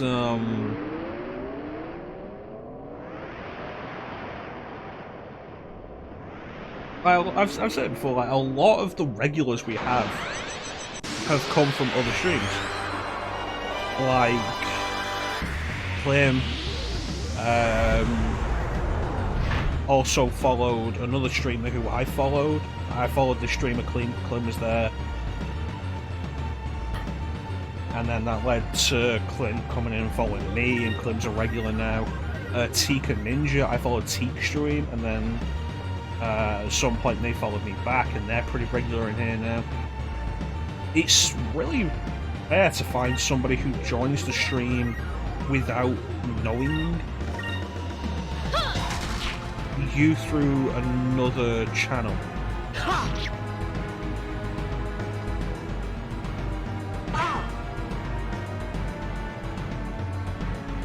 And over the course of all the time streaming, we've had 3 people who have found the stream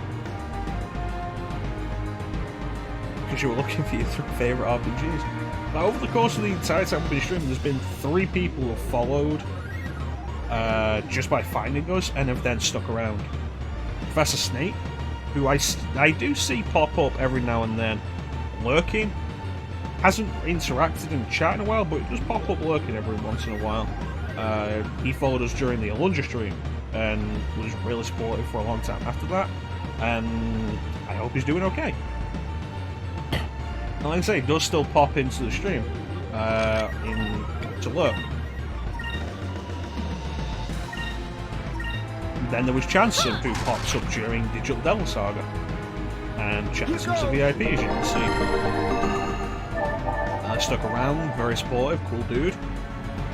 And then there was Lino. Lino is probably the most surprising, actually, because Lino came in when we were doing Ocarina of Time. We were streaming Ocarina of Time, and that was the stream I did Ocarina of Time in one scene. Purple Chaos Emerald. And that was when I did Ocarina of Time in one sitting. It was like 9 hours. And Lino came in during the Ganon fight, right at the end. And I was surprised Lino followed, much less stuck around after that. I think he's just followed Lino. And it's like, not to say anything bad about Lino, but generally just with how Twitch goes. It's like, oh hey, I was looking for Ocarina of Time streams. No, followed.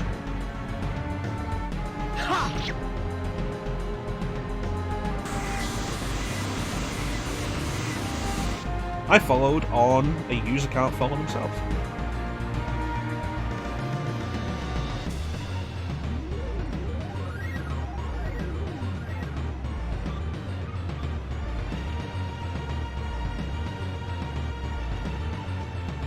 Yeah, like, generally just with how Twitch works. Like, Lino came in, like, at the end of the long stream. I was exhausted. It was the Ganon fight, so there wasn't much left anyway.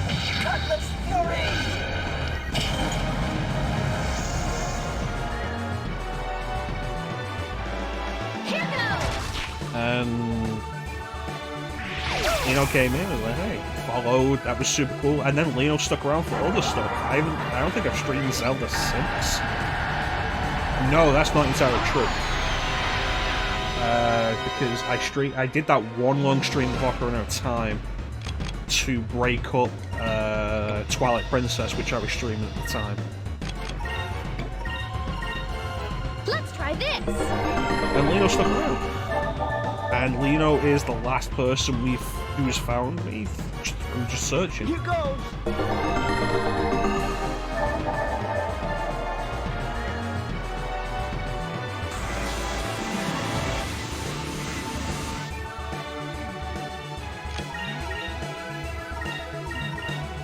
Here goes. And that's generally how I think discoverability is with Twitch. It's really super low.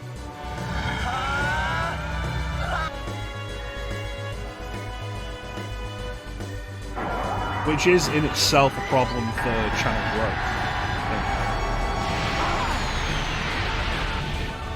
That's not Good enough.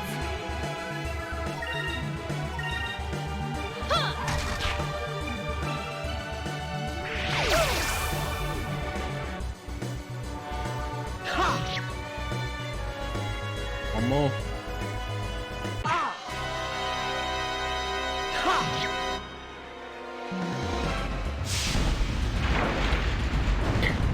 Well, that works.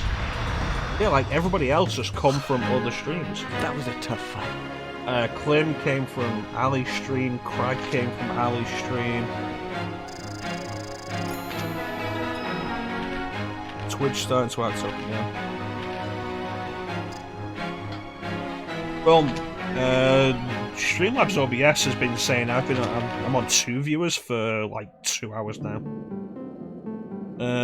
Stream Manager says I have 1 viewer. My Twitch page says I have... No, it says I have 1 now. It said I had 3 a minute ago.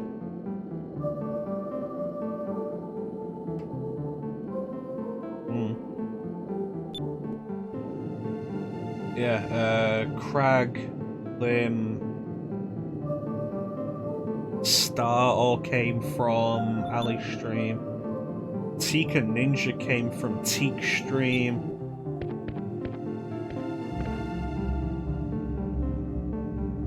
What are my VIPs?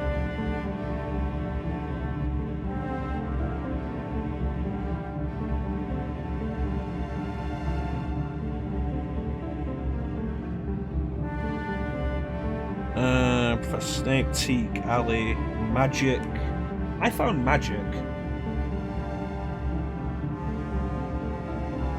So there's that. I found Magic. And Magic followed back at some point. Magic's cool, dude. And then there's the people I upgraded from VIP to mod. But I know Bane personally. He's a cool dude, always super supportive. Now, I've said before, like, without Bane's support, never would have ended up streaming long enough for other people to come in. Yeah! Signer I know personally, which is why he got upgraded to mod. I didn't give him VIP status though until he'd been in the stream for a while. I didn't give it him immediately. Let's make sure he earned that. Ninja's a mod and Clem's a mod. The 4 mods.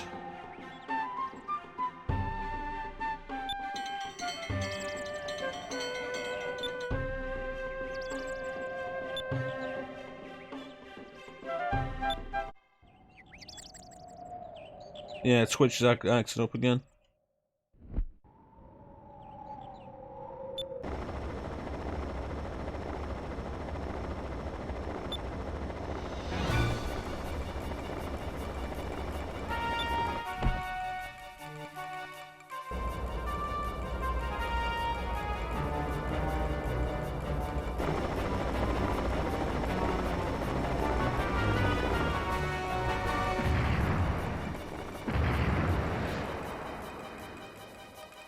Yeah, it's just a problem Twitch has of like channel growth. Especially for smaller streamers and people starting out, it just isn't there. The best way to grow is to be active in other communities, and then those communities come with you.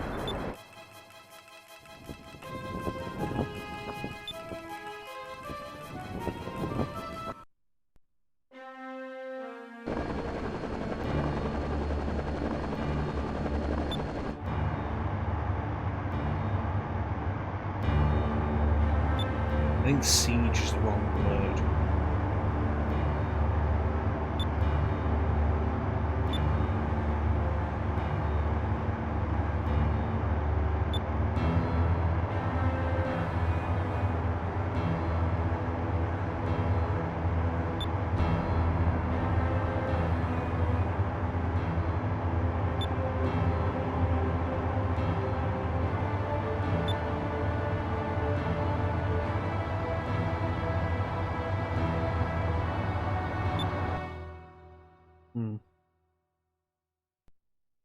Yeah, I'm super grateful for everybody who's supported.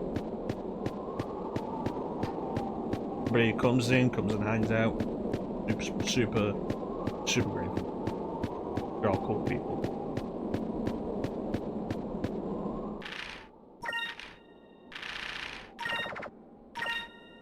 I'm looking at the time and I'm thinking, like, when we started this, like, yeah, no, I'm gonna aim for Valua. And I'm thinking, like, could we make it to Valua? And I'm looking at the time now and it's like, you know, we probably could make it to Valua before we call it for, like, 3 hours. Alright, back to the south.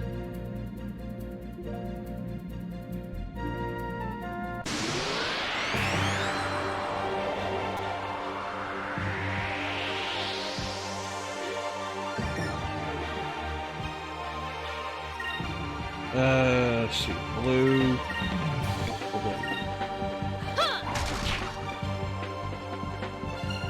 Nice. Aika can now take them out. In a single shot. That's good.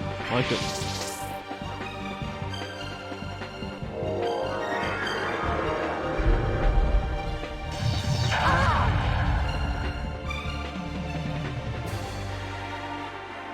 Anyway.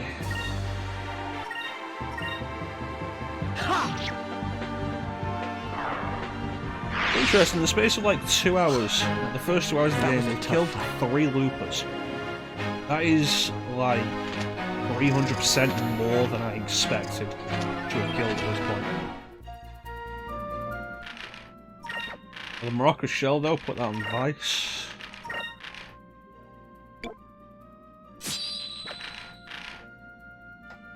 It's pretty surprising, like, the loopers are usually such a pain to hit.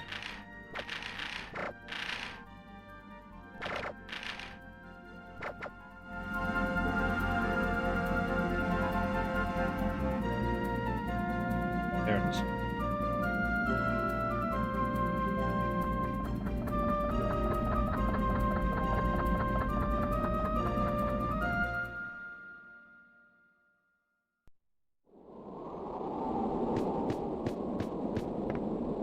Yeah, we got all 3. You know when you fought Caxel.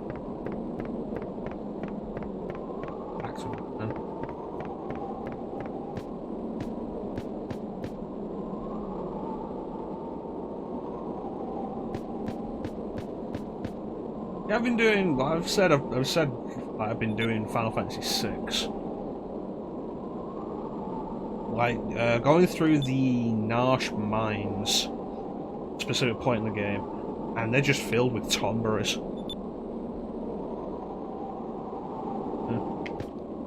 And it's like,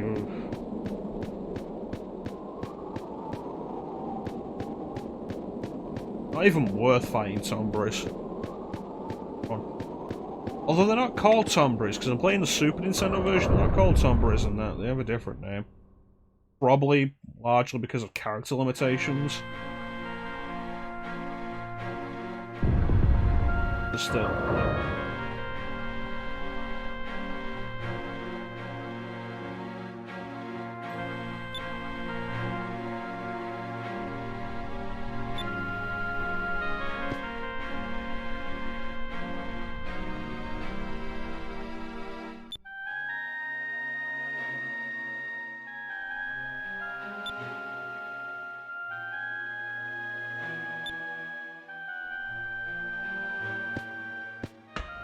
So they haven't actually taken all the men.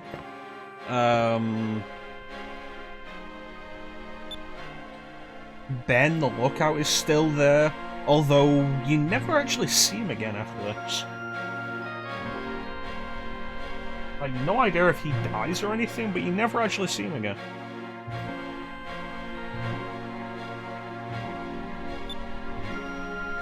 And Zach, the shopkeeper, is also still here. Also, I think they took Mabel.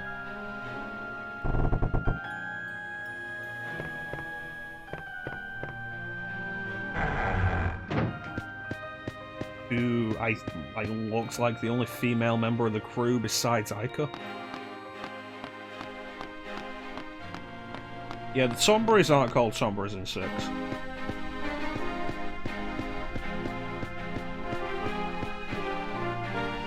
Second one, Clint.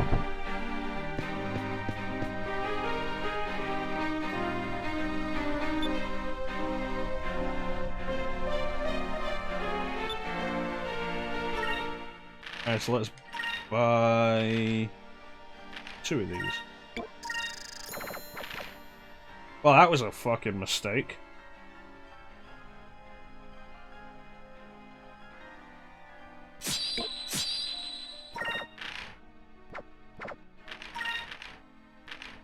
Yeah, I've got 9 of these to sell that I just bought off you.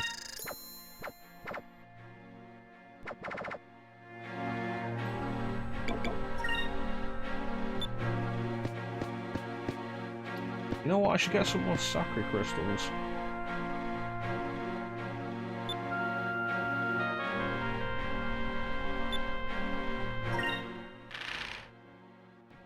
It's the problem when you play multiple RPGs.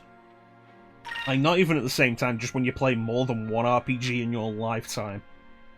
Of, like, trying to remember whether up increases by 1, or whether it's right. I think Final Fantasy is the opposite case. I think it's right increases by 1, and up increases by 10.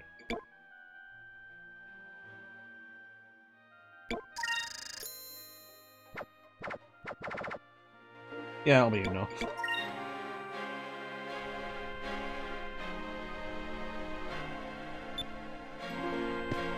Press up instead of right. There you go, Clem, with the confirmation that it's the opposite way.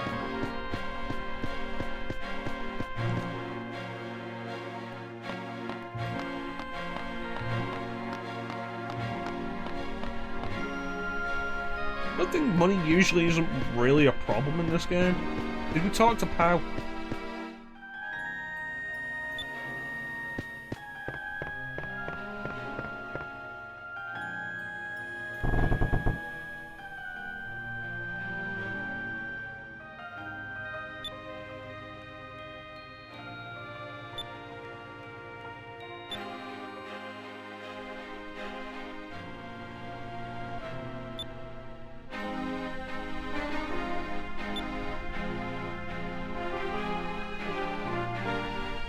It seems reasonable.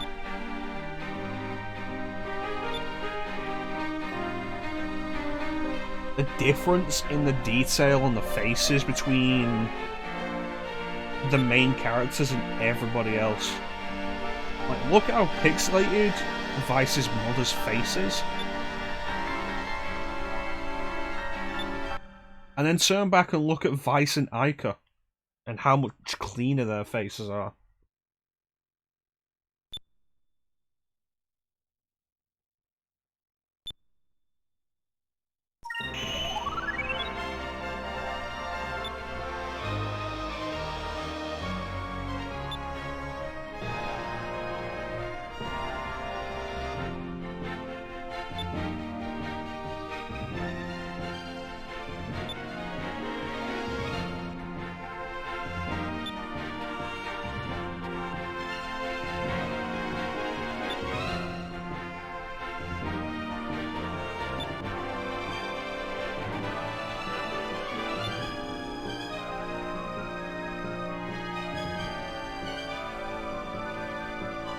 See, that's a good motto.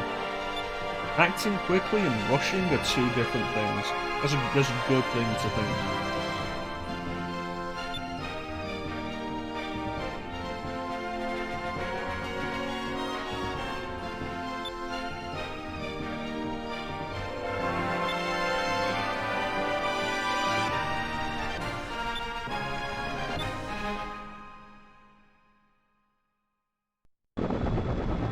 Meanwhile, aboard the Serpent.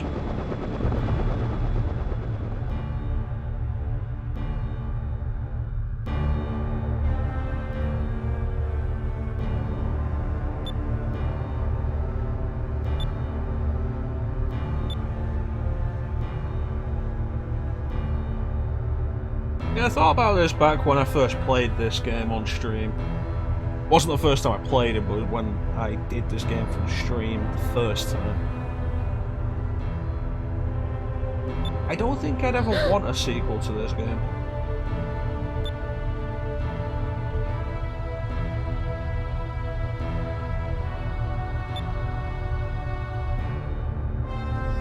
A remaster, yes. A sequel, no.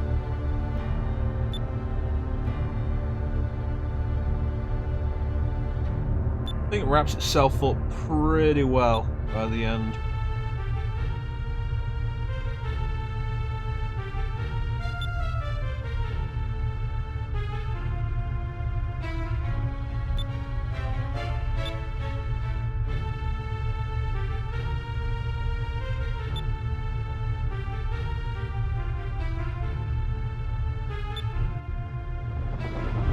Something we'll get more into when we get to the end. I mean, we've done this before, but there might be people in the chat who haven't seen it. And of course, it's Chancellor who's currently playing it.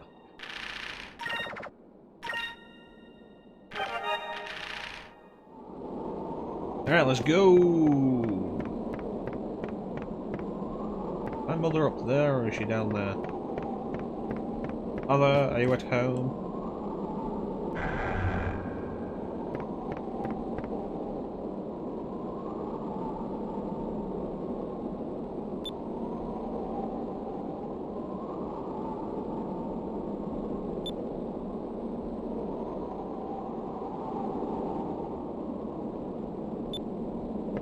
Alright.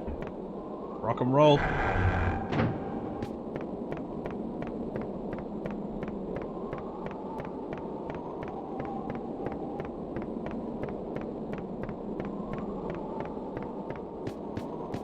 Children. Ow.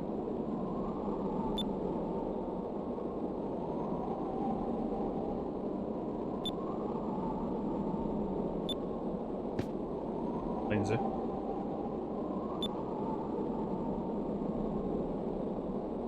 No matter the cost.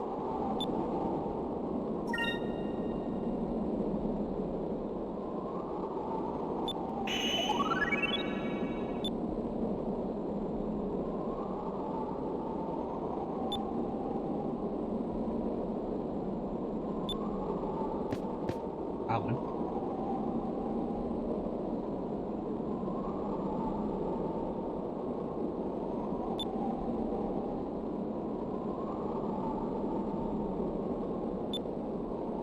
Jimmy.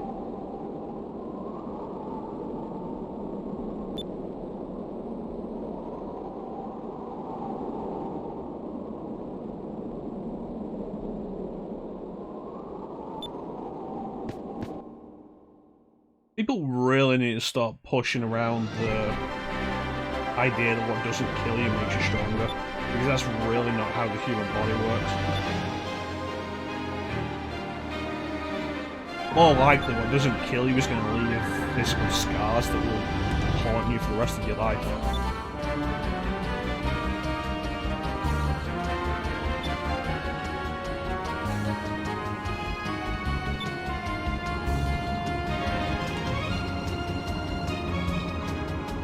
Bye, children. I expect the island to be completely rebuilt by the time I get back.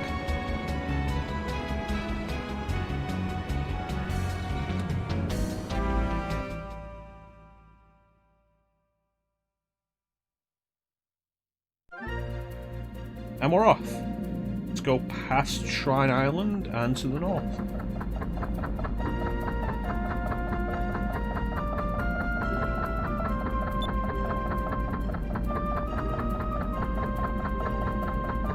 That's the same thing. It's the kind of thing of like manga and anime and just generally fictional media where everything can be completely okay again.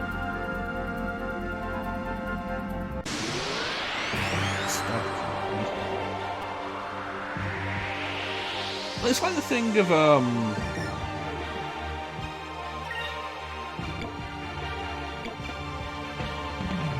green, red.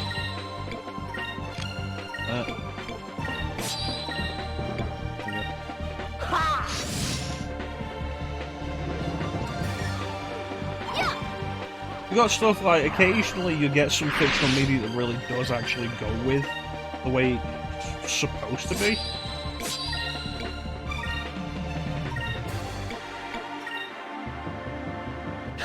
Like in the DC Animated Universe timeline,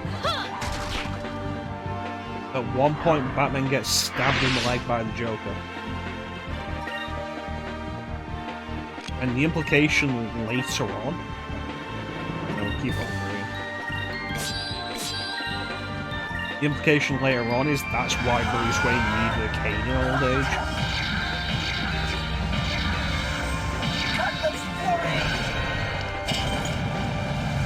Implication, never outright stated. Here goes.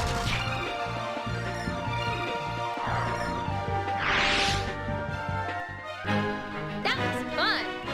One of those things, like you break your wrist, and chances are that will never heal the same as it was before. Life just doesn't work that way. The human body doesn't work that way. Talks of this shit.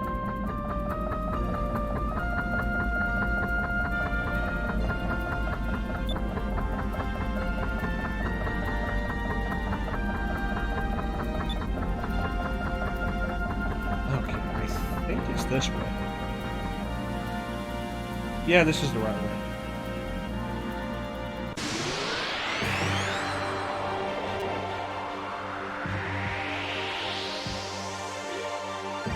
Okay, they are green, we are red.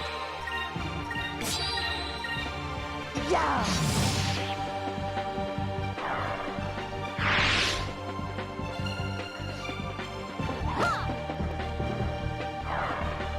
You know what, with the way Twitch has been tonight and everything, I think we will call it at Sailor's Island. Here goes.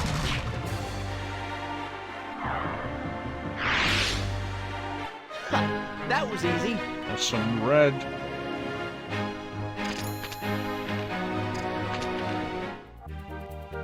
We have Pyrie, the next one is Encrum.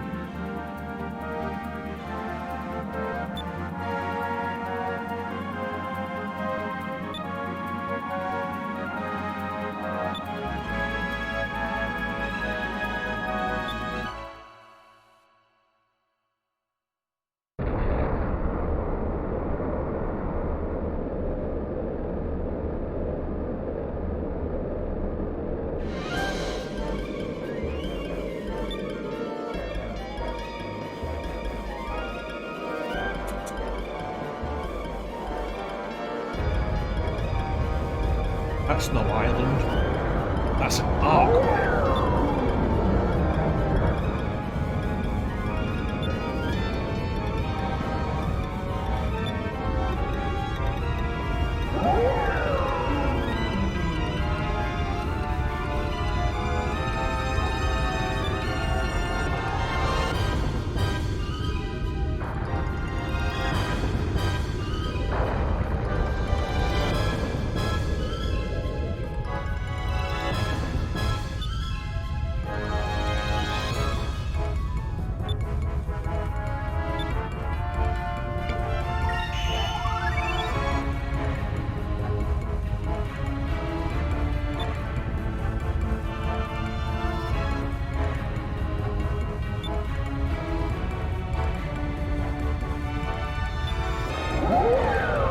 Something that size, Caesars or not.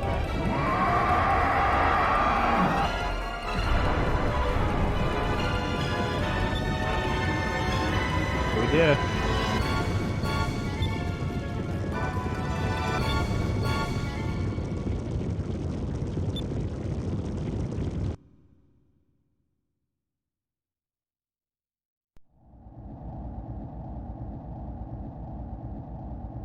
Hey!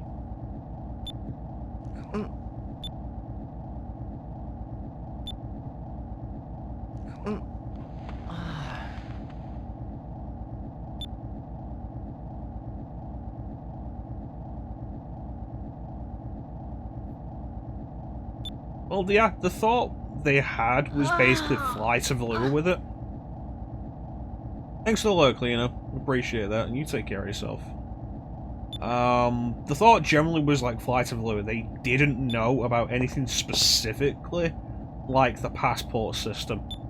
They would have run into problems, but the idea would have been overcome them as they crop up.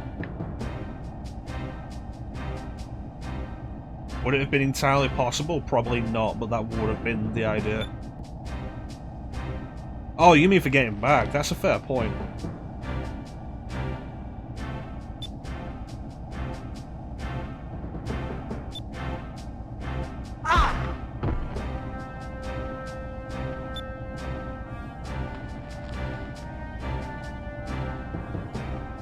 The only ship they had, I guess. The crew of the Albatross isn't huge. You can't be more than 10 people.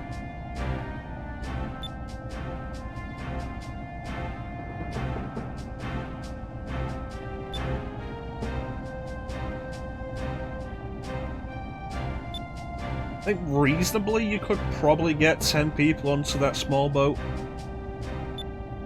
The real question after that would be, would it fly? But the concept of weight and engines never really comes up in this game.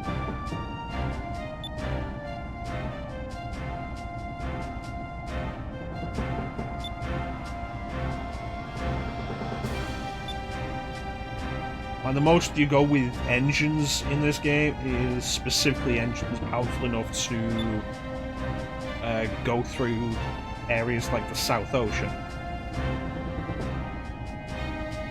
Which isn't a case of weight, is a case of the whirlwinds that occur in that area. And having the engine power to go past them. Like, how much power needs to be in a single engine to carry so much is never really brought up.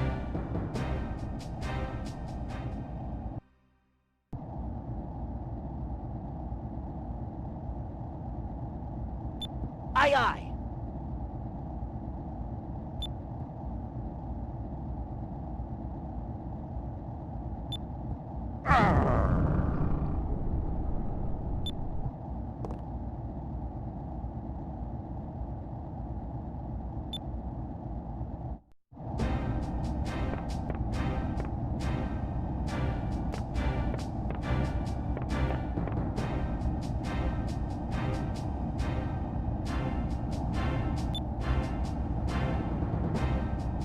Where is that map supposed to be of?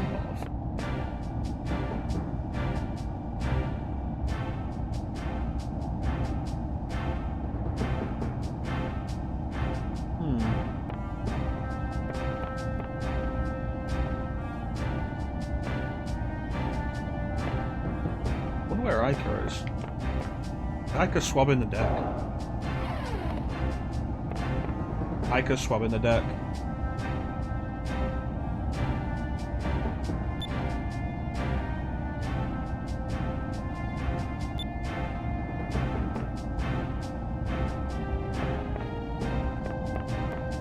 Anyway.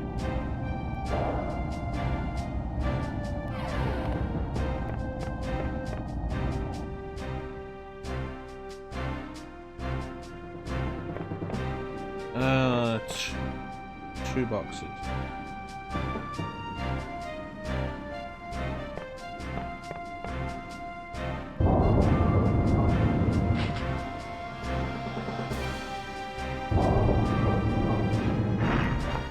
I don't think they're here.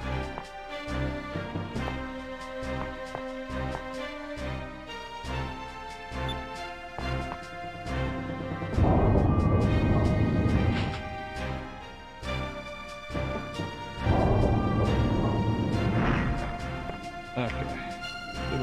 Two boxes.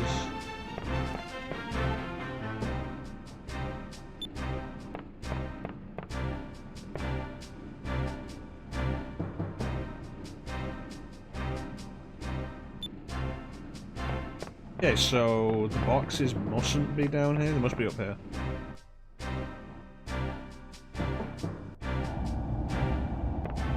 There they are. Looked right past them when I went to see Anka.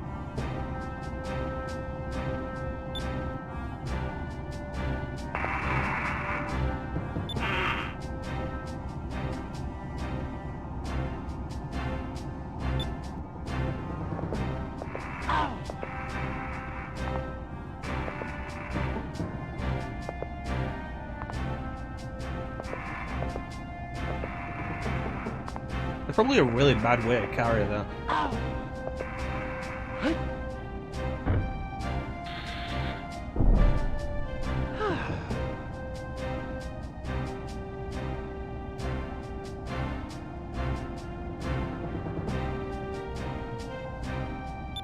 Uh-huh.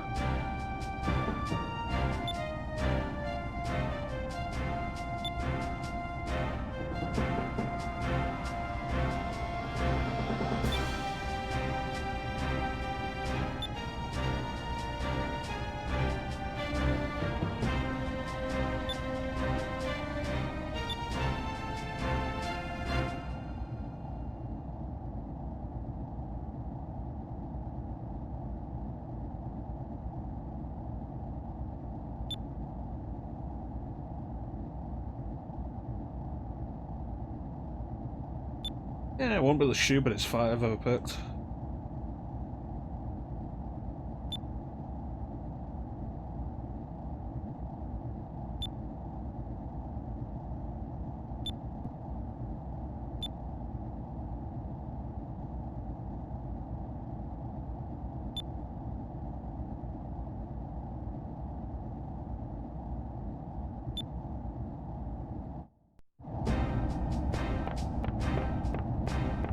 Yeah, let's go get the next box. I'm glad they don't do a Shenmue thing of making you do this yourself, it just happens in a cutscene.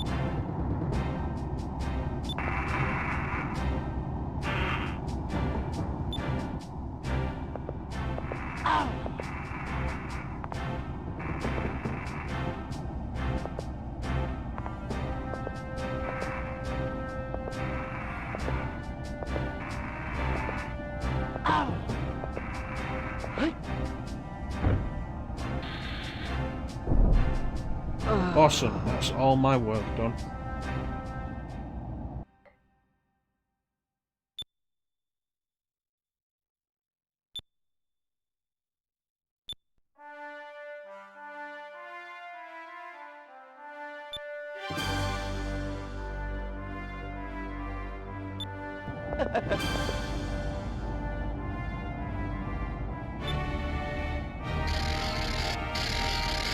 That's probably a really bad thing to actually do. Personally, Jagman's just like, "Don't shit about my ship. I will throw you off the little jack."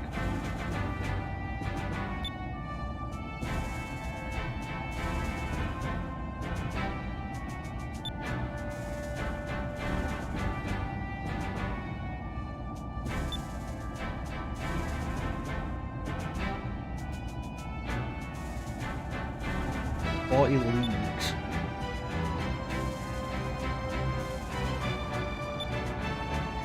That's actually a fair point. I've forgotten Drachma hadn't actually introduced himself yet. Hey, Sina. How you doing, buddy? Aye, aye.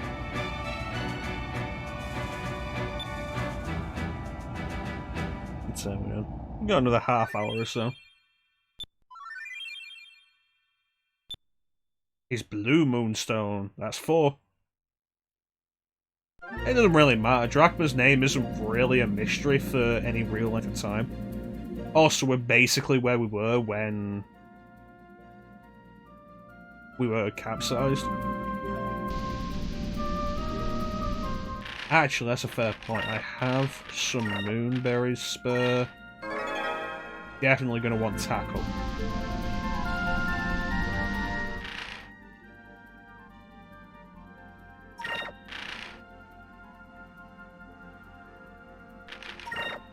We can get Counter-Strike now.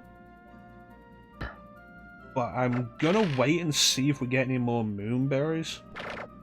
Because Fina will definitely be worth giving the super move immediately.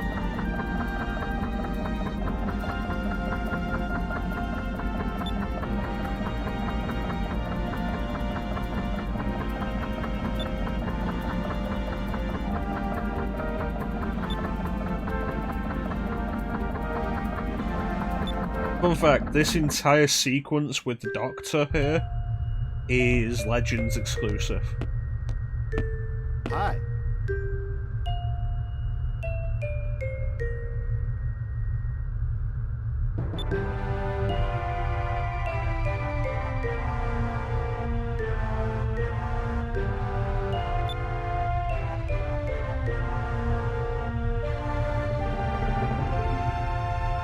So, we're air pirates, you're an air doctor.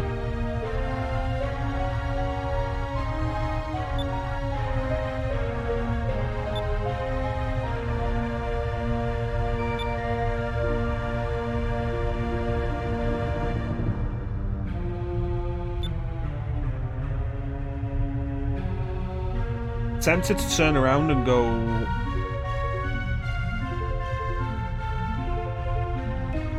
What thing, the moonfish? The lens, the moon lens?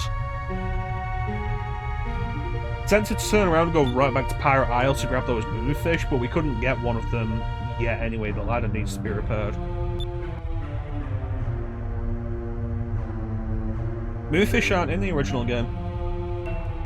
This entire quest doesn't exist in Dreamcast Skies of Arcadia.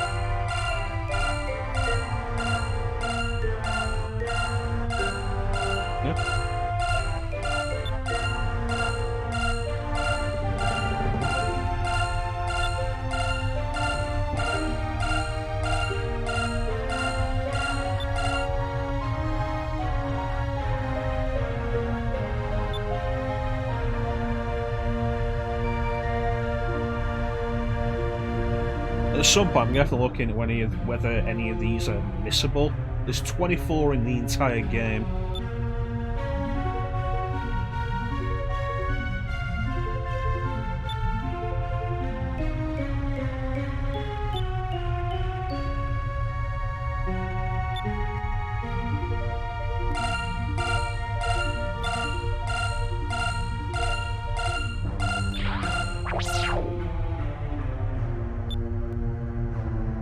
And to get Vice the Legend, we're going to have to find all 24.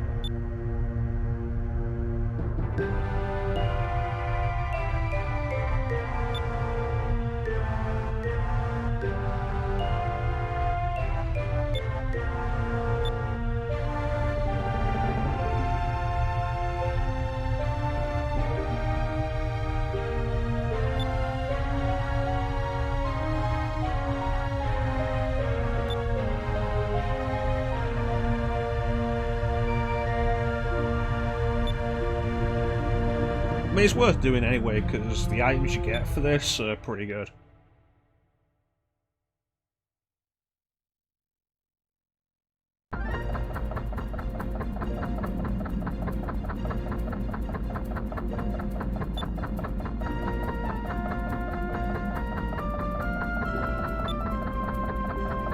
Anyway.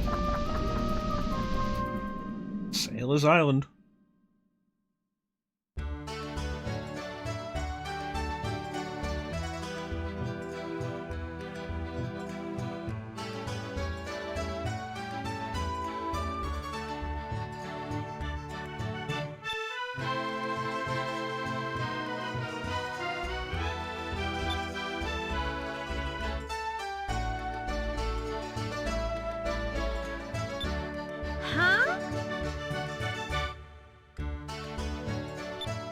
Huh?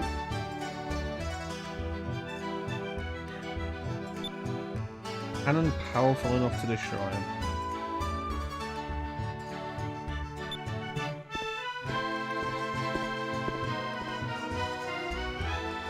You don't get a look at Drachman walking all that often, but like whenever you do, you notice his shoes are just really goofy looking.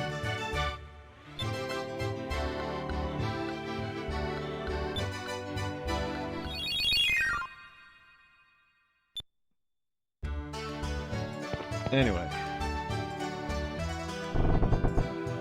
Our first Sailors Guild.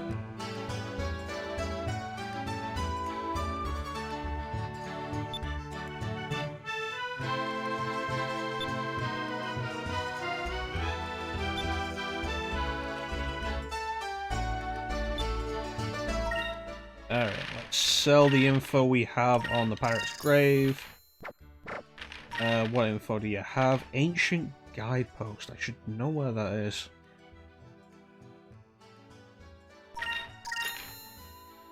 North of Sailors Island, thank you. And Baltor the Black-Bearded. Known for attacking towns and ships throughout the mid-ocean area, he's known for a lack of mercy. His favourite tactic is to weaken his enemy using his ship, the Blackbeard, before boarding some loot. Beware the power of his ship's cannons.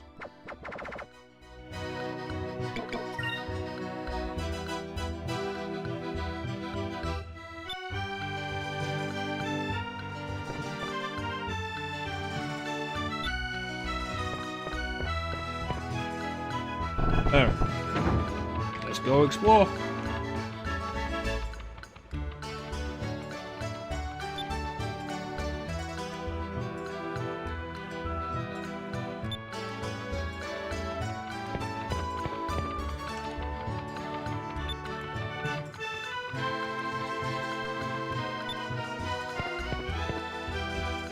How many? There's a chest there. How many chests are in Sailors Island? 2. Repair kits and 200 gold.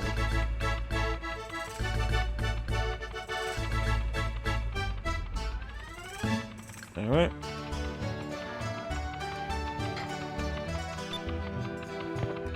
Pretty sure the other chest is at the top of the lighthouse.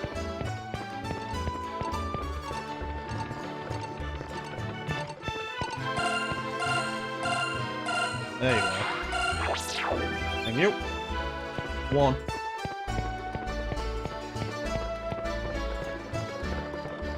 I love this era of gaming.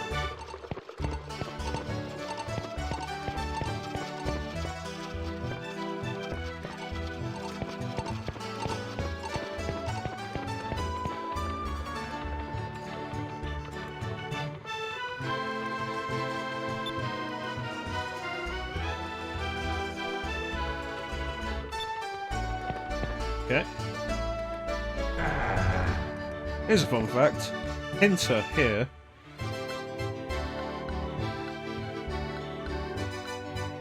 That line is actually taken from the original Dreamcast version, where there was a mini-game. You would download to the VMU the little memory card that the Dreamcast has.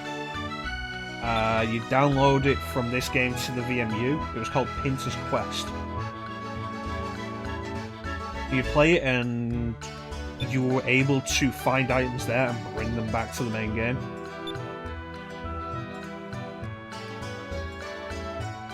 That was removed for Legends, and as a result, Pinter doesn't really have a huge role to play in any regard. And all of the items that could be found in Pinter's Quest are now just in the game. There's a bunch of interesting stuff with the original. Pinter's Quest is more than anything a hardware gimmick. Sega probably could have matched it up on GameCube by making a version of it for Game Boy Advance compatibility. But the Game Boy Advance couldn't play those games when disconnected from the GameCube, whereas the VMU could.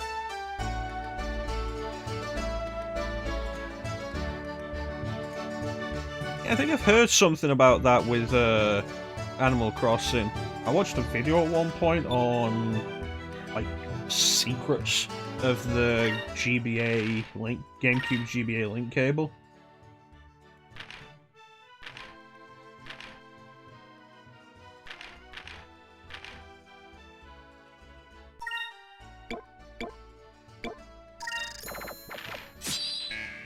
And I think Animal Crossing came up in it.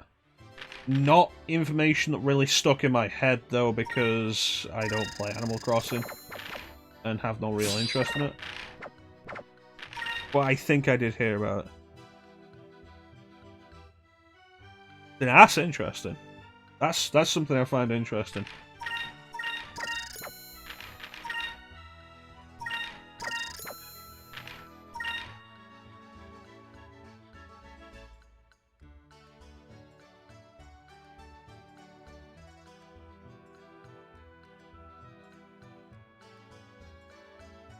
Huh.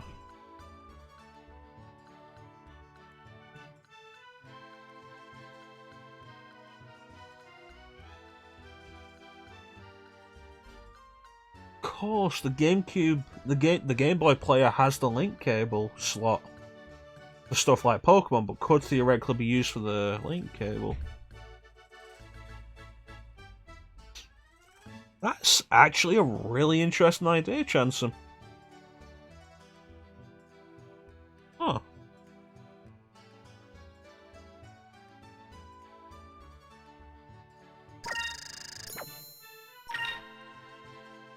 That's cool. I'd be interested in seeing the results of that.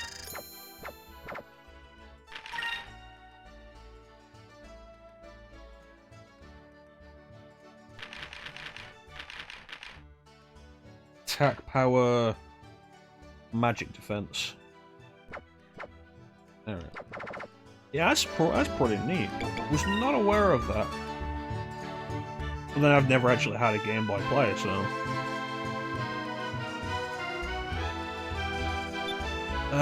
What else is that could work with that? You could use it to show off the single tuner in Wind Waker. The Chow connectivity in Sonic Adventure 2 Battle. Not a huge number of uses for it, but it's an interesting thought. Yeah, that's really neat. That is really neat. Because the Game Boy player is basically a Game Boy Advance. Part of what makes the Game Boy player so neat. That it's not emulation, it's actually a hardware solution. Which also makes it disappointing that Nintendo has not done anything like that for the DS or the 3DS.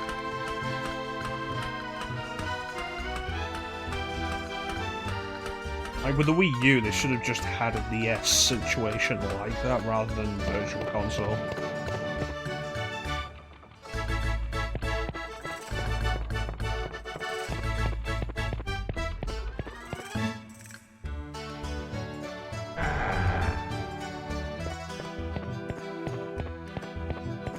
Yeah, it's interesting stuff, Chance. That's not something I was aware of, and my guess is probably no one's aware of.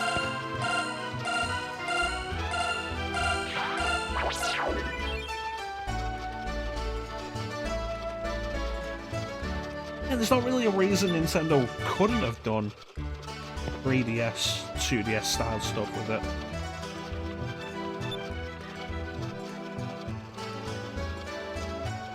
But my main thought with that would have been like, oh, it'd be competing with the 3DS. But the Super Game Boy and the Game Boy player came out during the Game Boy and Game Boy Advance's lifespan. There we go. There really isn't a reason why they couldn't have done that. Just any way to capture 3DS footage would have been great.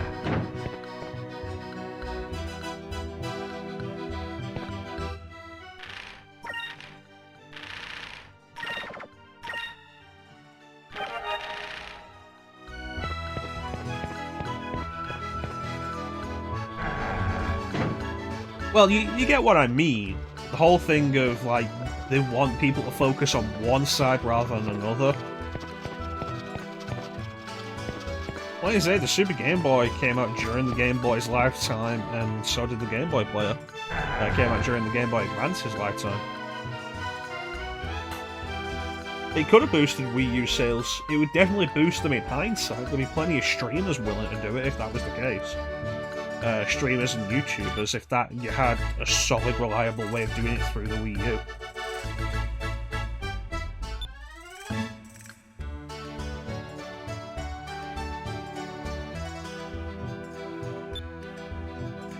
I'm really not fond of the Switch as a handheld. It's too big and it's not a particularly comfortable handheld. And I said this before, but like the Wii U gamepad is more comfortable to hold than the Switch is in handheld. The Switch is awful for it.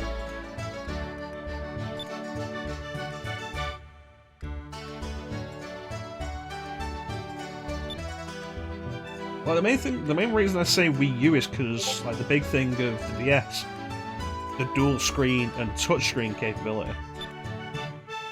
It's something the Wii U has with DS games on the Virtual Console anyway. You can have the TV set to be the top screen and the gamepad set to be the bottom screen and use the touchscreen on there.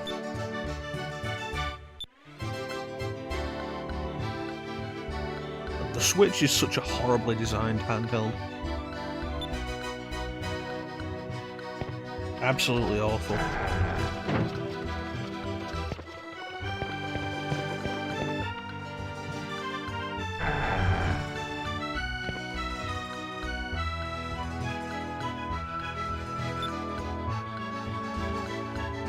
Yeah, there wasn't many. Super Mario 64 DS, New Super Mario Brothers DS. They had brain training on there for some fucking reason.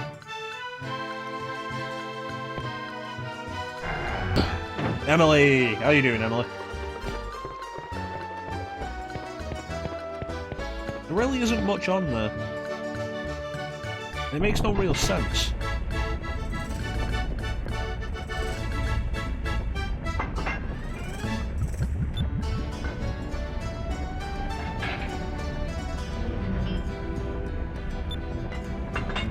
What's Ocean style about a meat pie? I'm curious. You doing good? I'm glad you're doing good. We're doing okay. Apparently Twitch has been a real problem today, but it seems like it's getting better and people are now getting to interact with the stream, which is nice.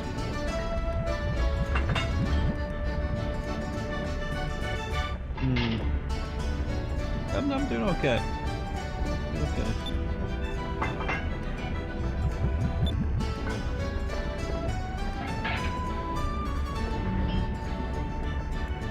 I didn't see that one guy's face when we were talking to him from the back, but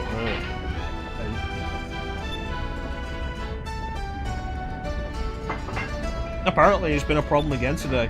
Like, Rebel's stream has Phazon talk. Rebel's Discord has Phazon talking in there about how she's not actually able to get into the chat here. She could watch the stream, but she couldn't get into the chat. It seems better now, but it was a problem earlier.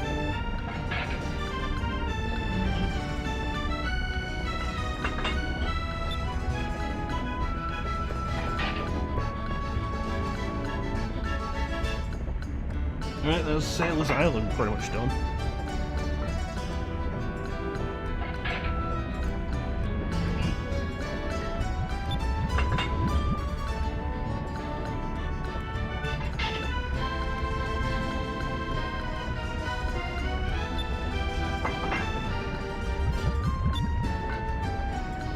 Ika's got that look of mischief.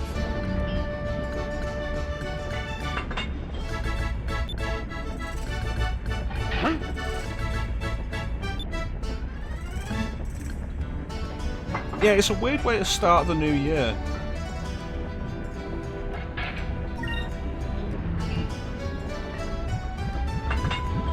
Yeah, I probably should have beat around the bush.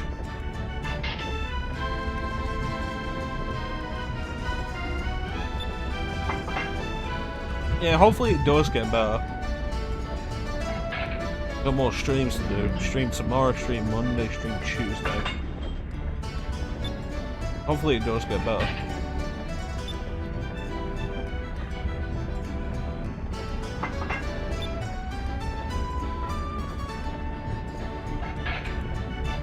Not specifically a guide. The choices boost rank basically, look at it as like points. You get points for getting the right choice, but you can get points other ways as well. They're not entirely required. We can make up for those points elsewhere. One thing we can't make up for is missed treasure chests, though. To hit Vice the Legend, you have to get 100% of the treasures.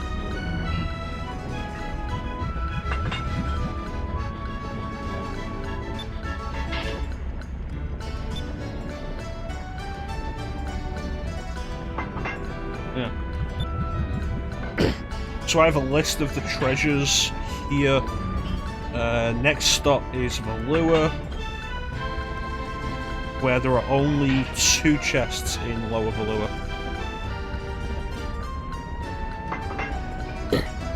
Tiny Vice head?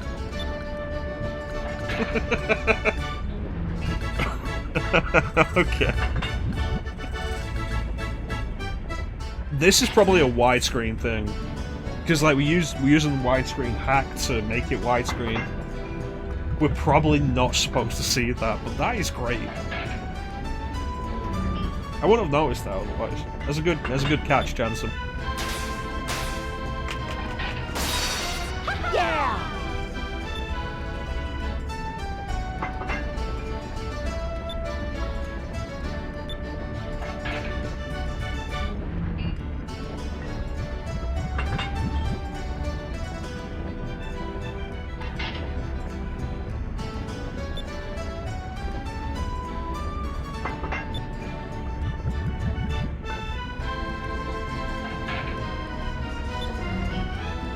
So now we have to get into Valua.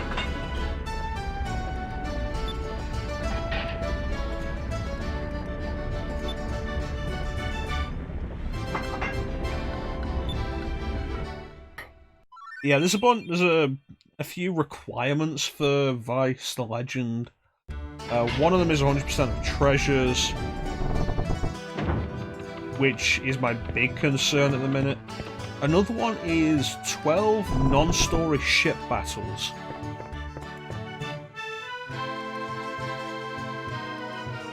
Which isn't going to be too difficult to do. If you know where you can find them, you can find ship battles. Like Valua, once we're done in Valua, like going near Valua will be ship battles.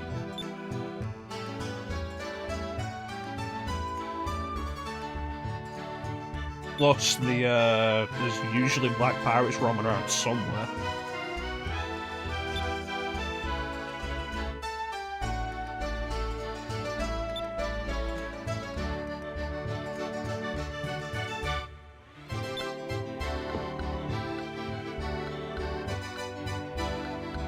Executed on the spot, you say?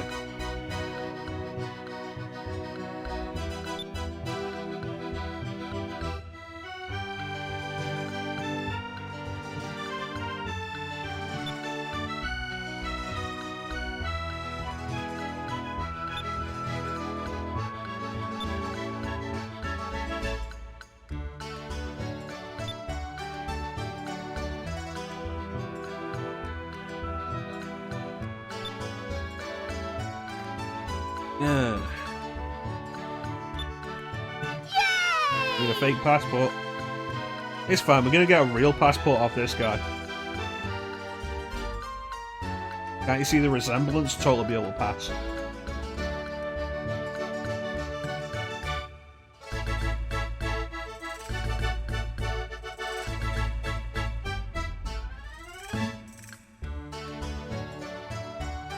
You gotta do the headbutts to match. You see the resemblance? Fine. Baltor, the Black Pirate.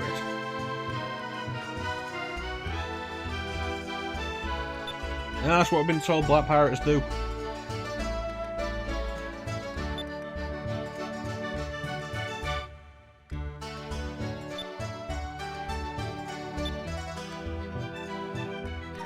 Uh-huh.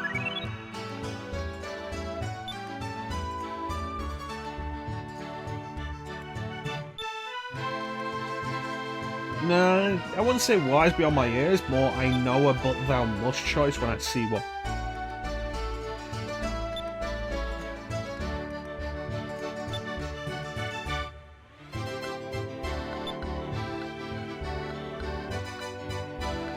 I already checked out the wanted list, thank you.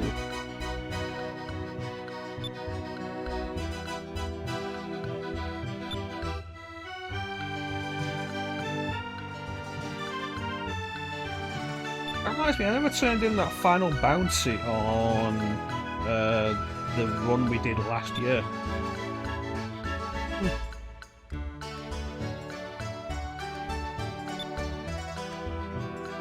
That last fight was a pain. That last bounty fight.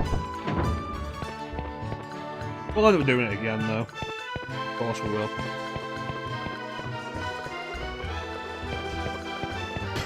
Alright, Emily, we still got a bit to go, so we'll be here when you get back. Yeah, we're gonna get to the lure.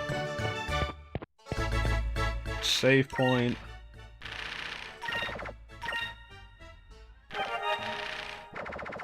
I should also see about looking into that hook arm for Drachma.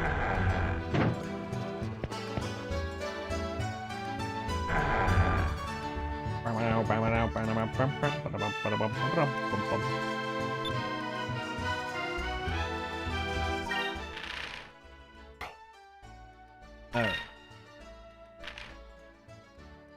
Yeah, that's good.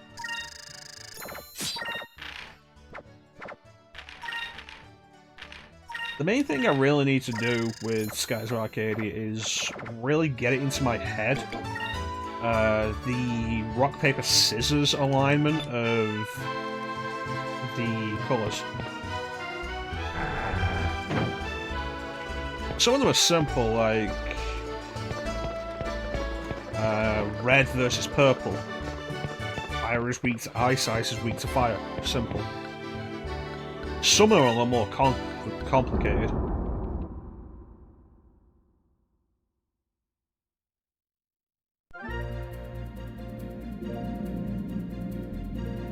And I could do with remembering more of them. My recommendation, Chansum, is just stop trying to figure it out and use an alignment chart.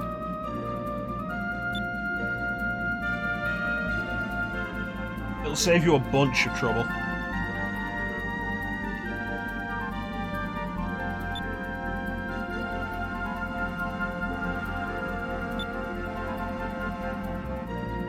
Yeah. I remember what the one I used was during last time I streamed this. Actually, no, we'll come back. Like, that one was simple and really just showed you everything you needed to without overcomplicating things or looking fancier than it needed to. It was good. I'll link that one after we're done here. Purple, so we want red. Yeah. And Drachma's equipped with blue, and I didn't change that.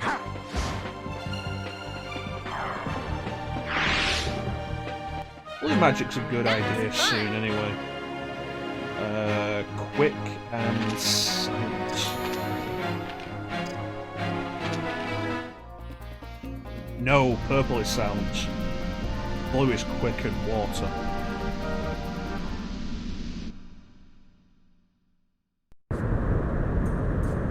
The Blackbeard.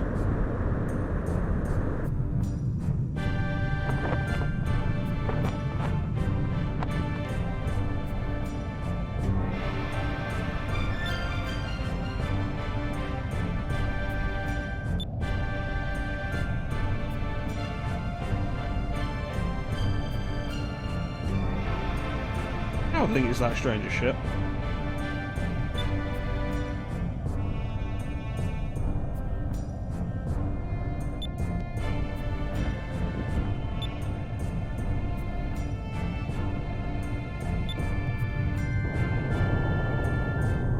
There we go.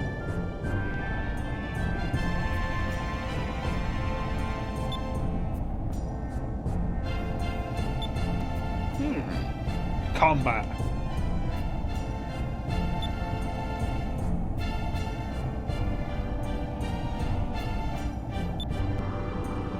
Aye, aye. Alright, let's see if we can get back into the swing of this.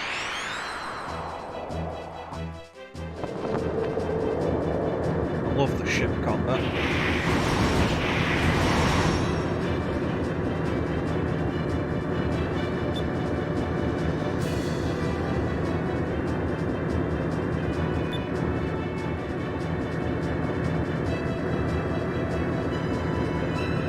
Alright, let me go through the tutorial for anybody who doesn't know how this works.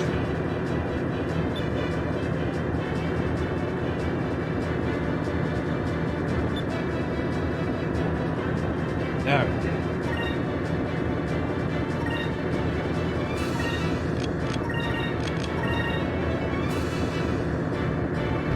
also, watching your streams at this chance, some of your strategies are quite different from mine. Interesting to see.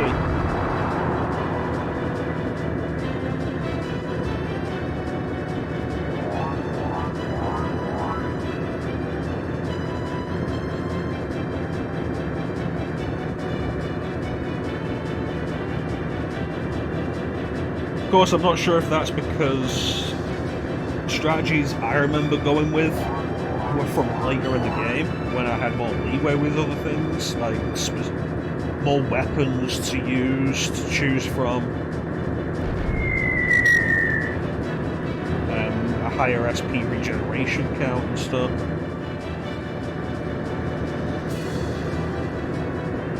That sounds like how you're going to spend a lot of the early game, and it's kind of, I'll admit, a little bit of a failing with Skies of Arcadia. It introduces the ship combat and then doesn't really do much with it again until you're in the fight with your human.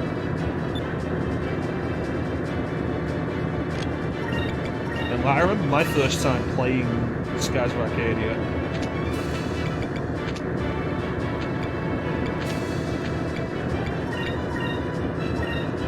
When I got to Rakumen was a problem because all of a sudden this big ship battle that you could end you very quickly with very little practice. One thing I definitely appreciate with Skies of Arcadia is the ability to restart the fight if you die. That's a good idea.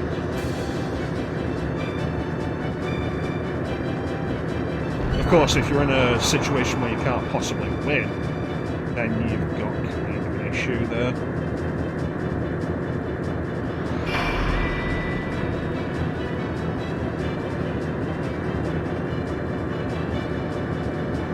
You can fight random black pirates, you're not gonna.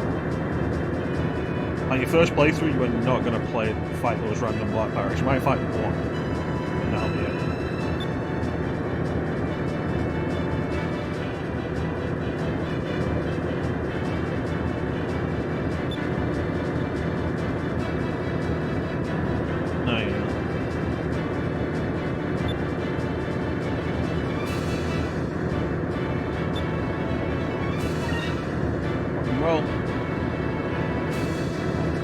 Also, a point I want to make with you, with ship battles, to gain the advantage when you have the possibility of gaining an advantage or a disadvantage, it's not always down to a choice that you choose.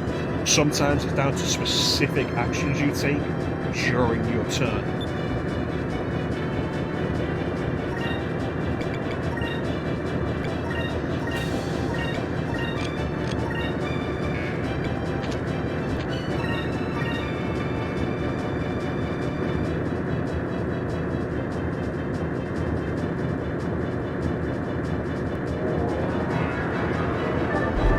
There was a specific thing when you were fighting the Loco, when he had the flame cannon.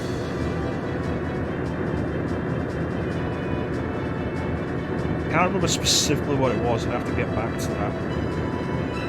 But it was about knocking him off balance in a specific way to prevent, like something like that, to prevent him from hitting with the flame cannon. You didn't end up doing it, you managed to win without it. But there is something you can do there. I'd have to get around to it to find out, to remember what it is, or figure out what it is.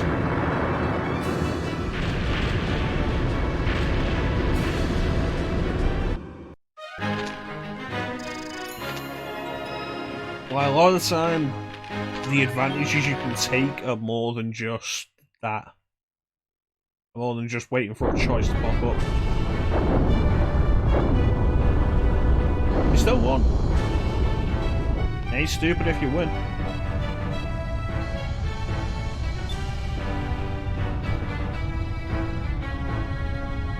Why pirates have a code?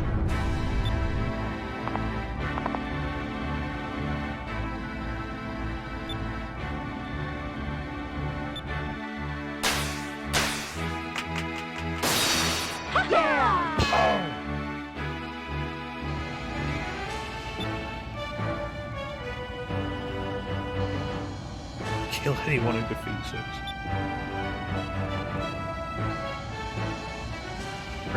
And tear until it is done.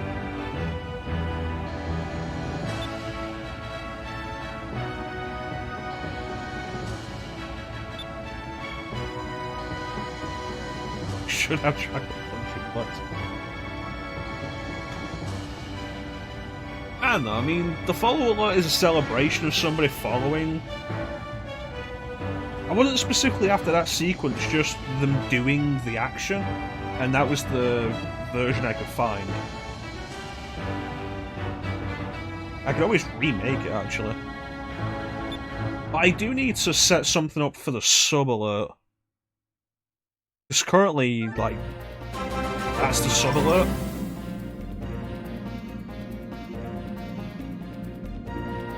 We don't get subs too often, but like, Teak came along on Christmas Eve and then gifted 5 subs. So we had that, Airbone's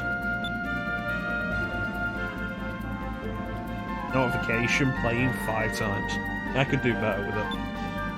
And I should really come up with something for it.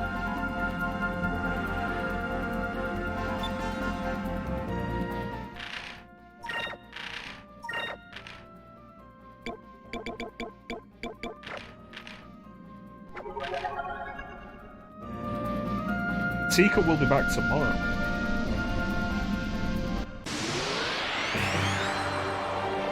I'm looking forward to playing more of Final Fantasy 7 with Clint. That was fun last week. What do we got? Purples. Everybody wants red.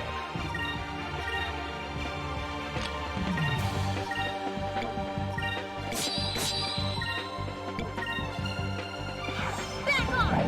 Alpha Storm!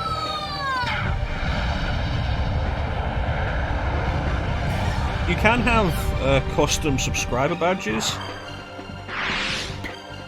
I have no idea how to set them up.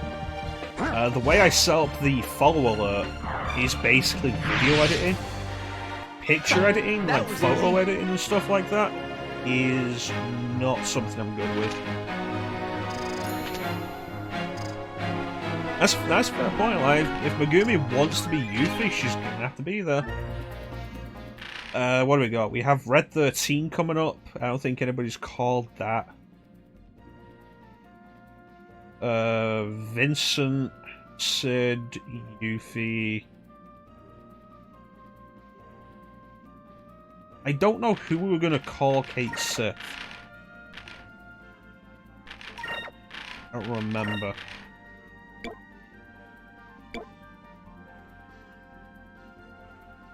That's not bad, actually. I'll put that on Ica.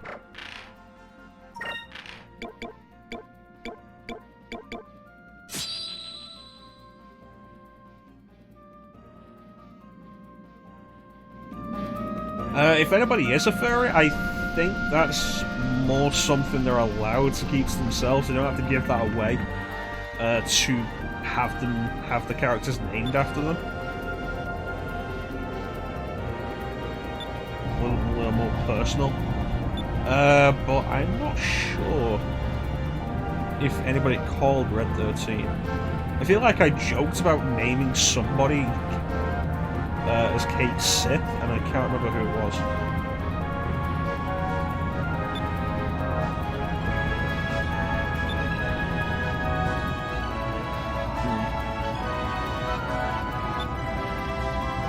And of course, there's Tika's Tika, who's Tifa, and Chanceler's Aerith.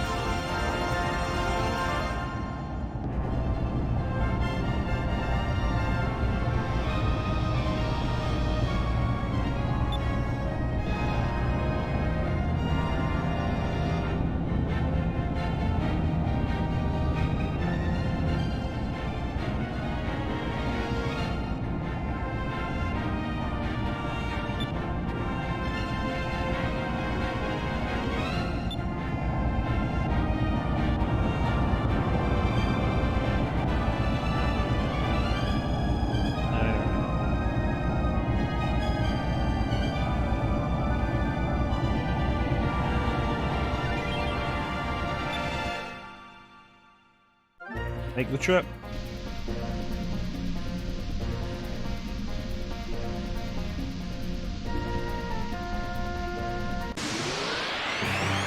Want to head back to Sailor's Isle and drop off the moonfish? It's an item every time.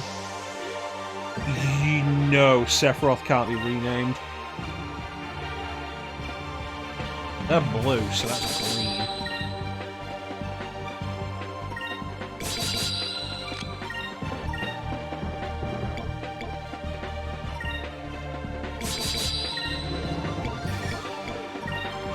Yeah.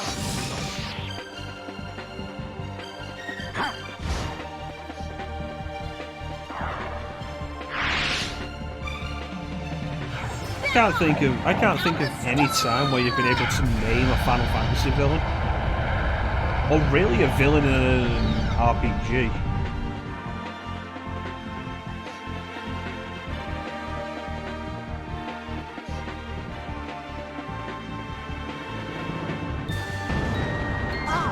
Dracula's hook hand would be easily missed. Because you buy it at Sailor's Island when Dracula's not in your party.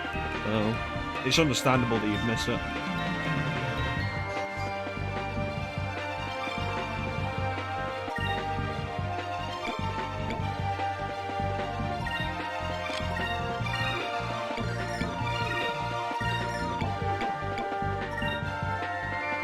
Back off! Alpha Storm!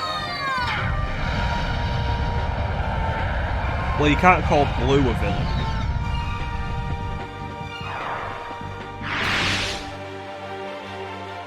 He's a dick, he's not a villain.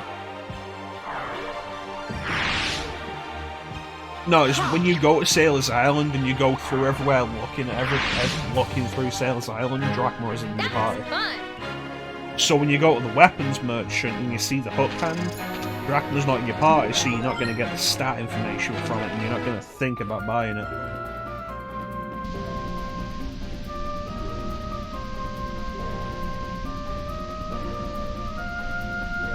Like, we bought it when he came back into the party because I wanted to see the stat comparison.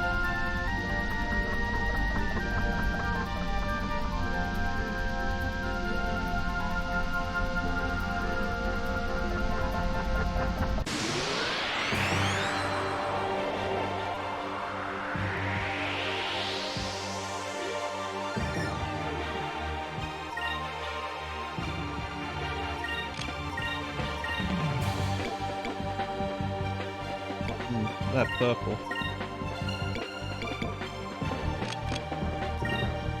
You attack them or Rocker. Alpha Storm, those guys, and Dracula, you take out the Falcon. Back off!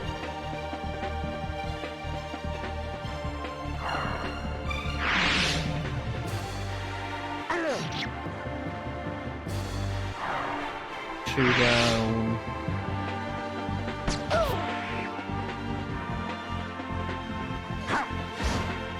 Three down. That's not bad. Not a bad result. Four down with a counter. That's right, nice.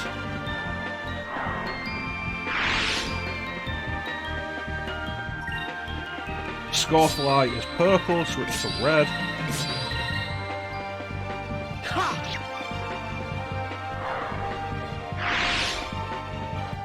Serves up right. But yeah, generally the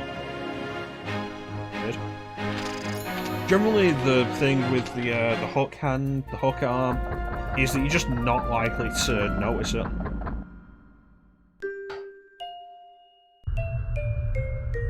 Hi. Hello?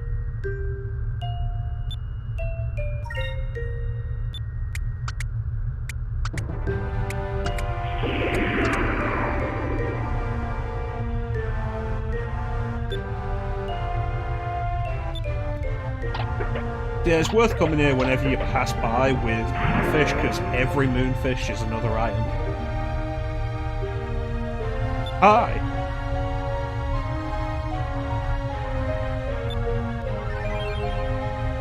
Prism crystal. It's a good item. Hopefully won't need it, but it's a good item to have.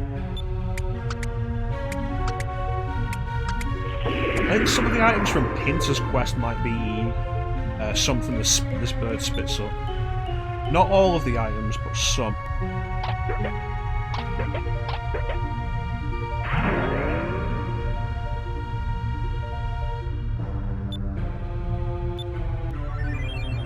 Warrior's Room.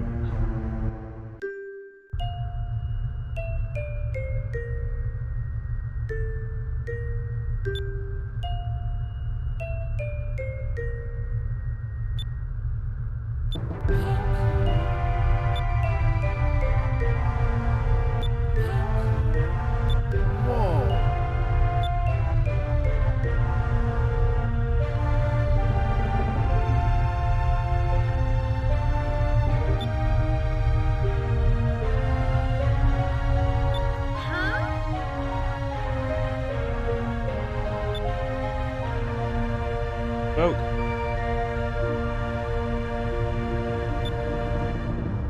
How old-fashioned are you that you need a wife before you have a kid?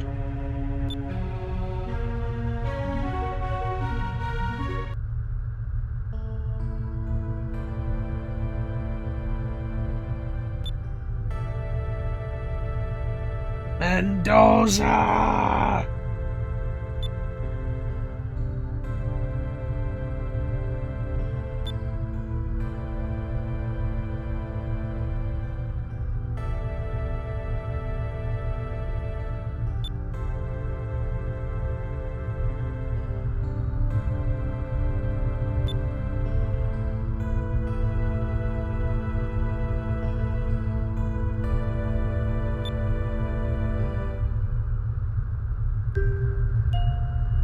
Yeah, this whole thing, completely original to Legends.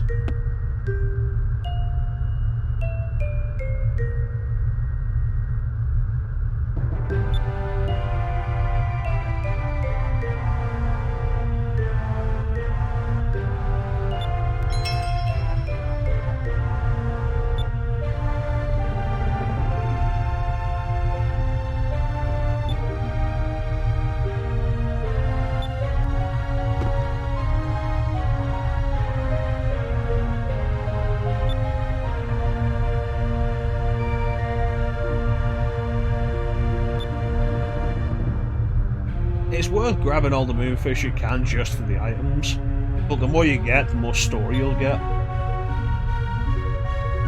Of this extra story that wasn't in the original, so like try and decide for yourself how valuable you think it might be.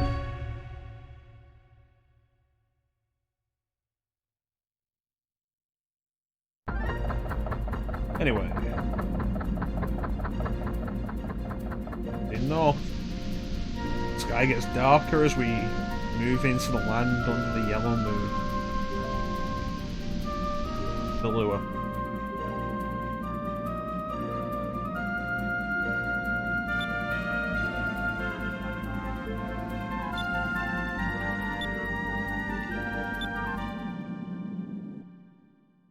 In we go. Into the belly of the beast.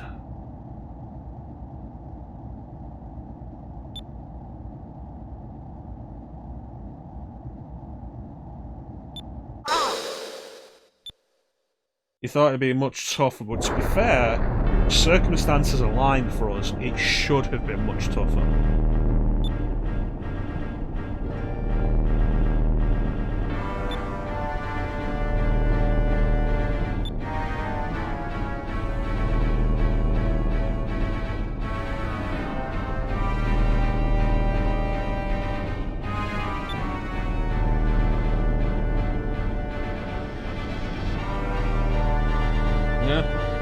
if that NASA merchant hadn't been there conveniently at that time, then chances are I wouldn't have gotten a passport anywhere near fast enough to rescue the Blue Rogues.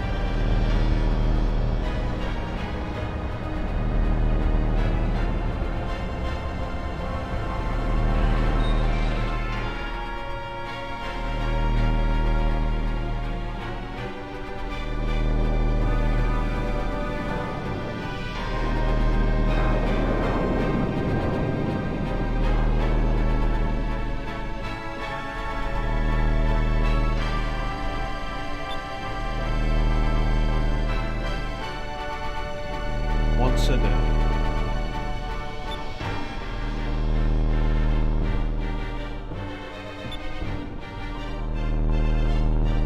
I don't know, defense and offense all in one. If the gate doesn't have the guns facing outward when an enemy armada approaches, with how slow the gate turns, they've got a problem. Welcome back, Emily. Thrown off the island.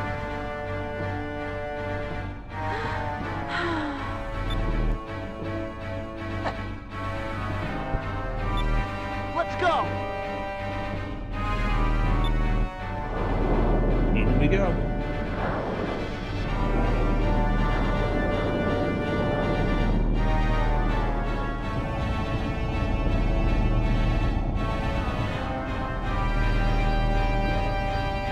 I still have to do. That might be one of the ranks you can get. There are a lot of ranks.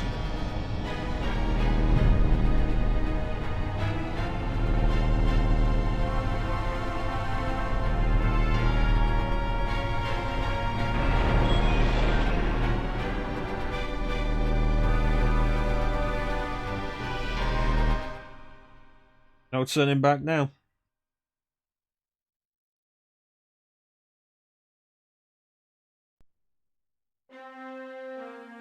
Meanwhile, in the Imperial Palace. Our introduction to the 6 admirals of the Valuan fleet.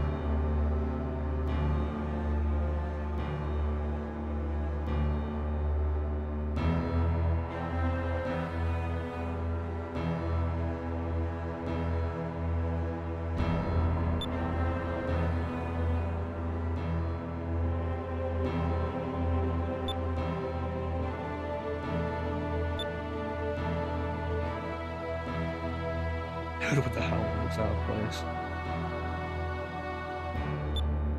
place? Fun fact, the large admiral, who we'll get to in a minute, is voiced by Charles Martinet, who you may know best as the voice of Parthenax in Skyrim.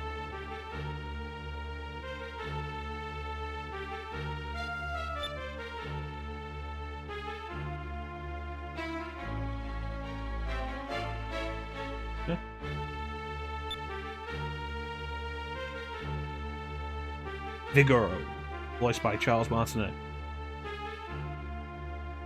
Or Vigoro, I don't know, depends how you want to pronounce it.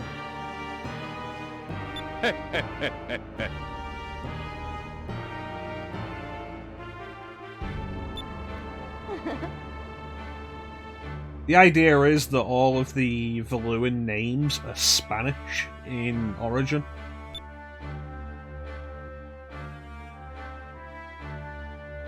Vigoro. And of course, the Loco.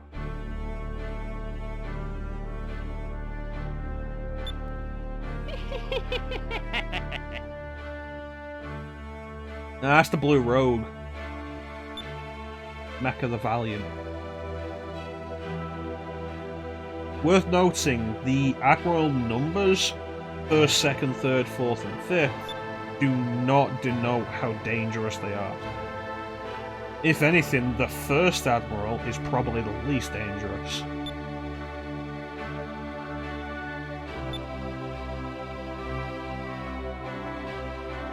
You lied in your report.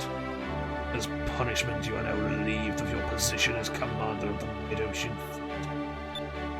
And for an indefinite period of time, you shall be confined to Ixataka. Huh?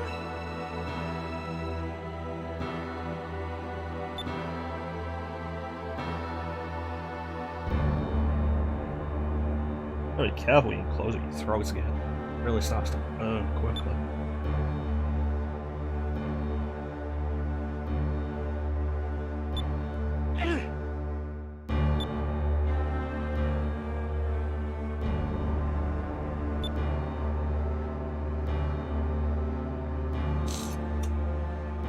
That's the last of my water. Yeah, every now and then I think, like, should I read some of the stuff out loud? And it's like, I don't do distinct voices all that well to begin with, and if I really pushed it, it would tear my throat up.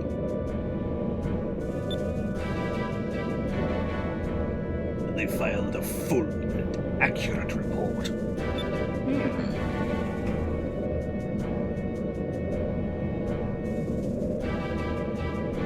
Generally, the way I approach it is, I assume you can all read.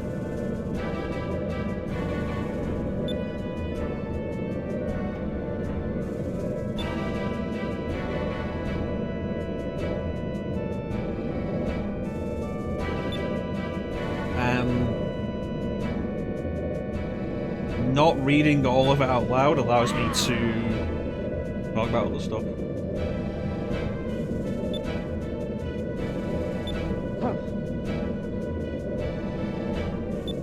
Aye, aye.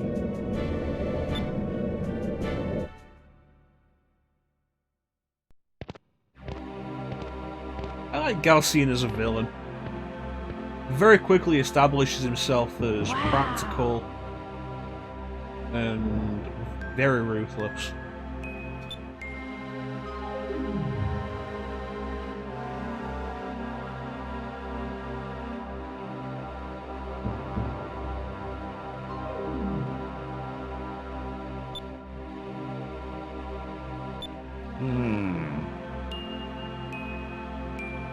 Uh-huh.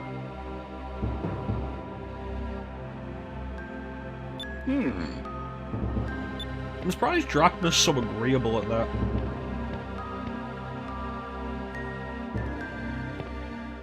But this is where we're going to call it for today at Valua. Took us a little longer than I expected, almost 3.5 hours. But here we are. Country under the yellow moon.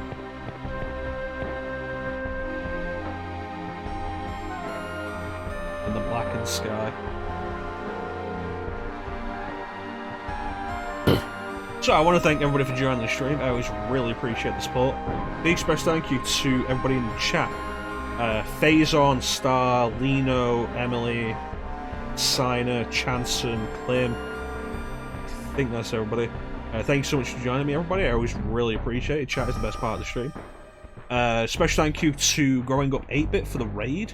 It was cool, you dude. I really appreciate it. I hope your Super Mario World stream went well.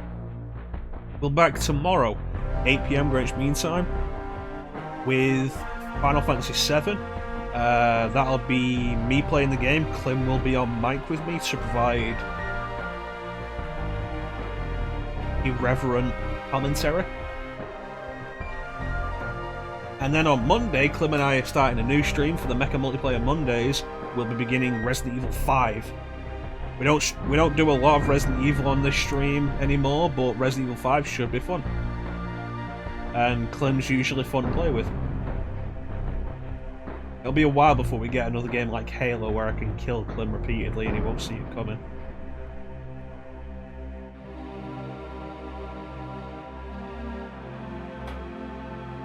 But yeah, with that, let's throw out a few shout-outs for people in the chat. Who I recommend following. Chansum is cool. Climothy, of course. And Emily May, who does speedruns of Resident Evil 2 Remake, if anyone wants to check that out. cool streamer, and if you're into Resident Evil 2, worth checking out. Oh, actually, also, Lino, who is a cool dude, very supportive of the stream, recently started streaming himself, is a small streamer, just starting out. I think it's been like maybe a month since he started streaming. He's a cool dude, like, worth checking out. If you throw him some support, he would really appreciate it. But yeah, that is so obviously a JPEG.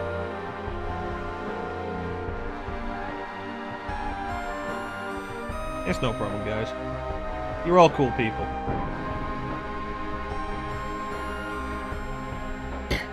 All cool people who deserve some support.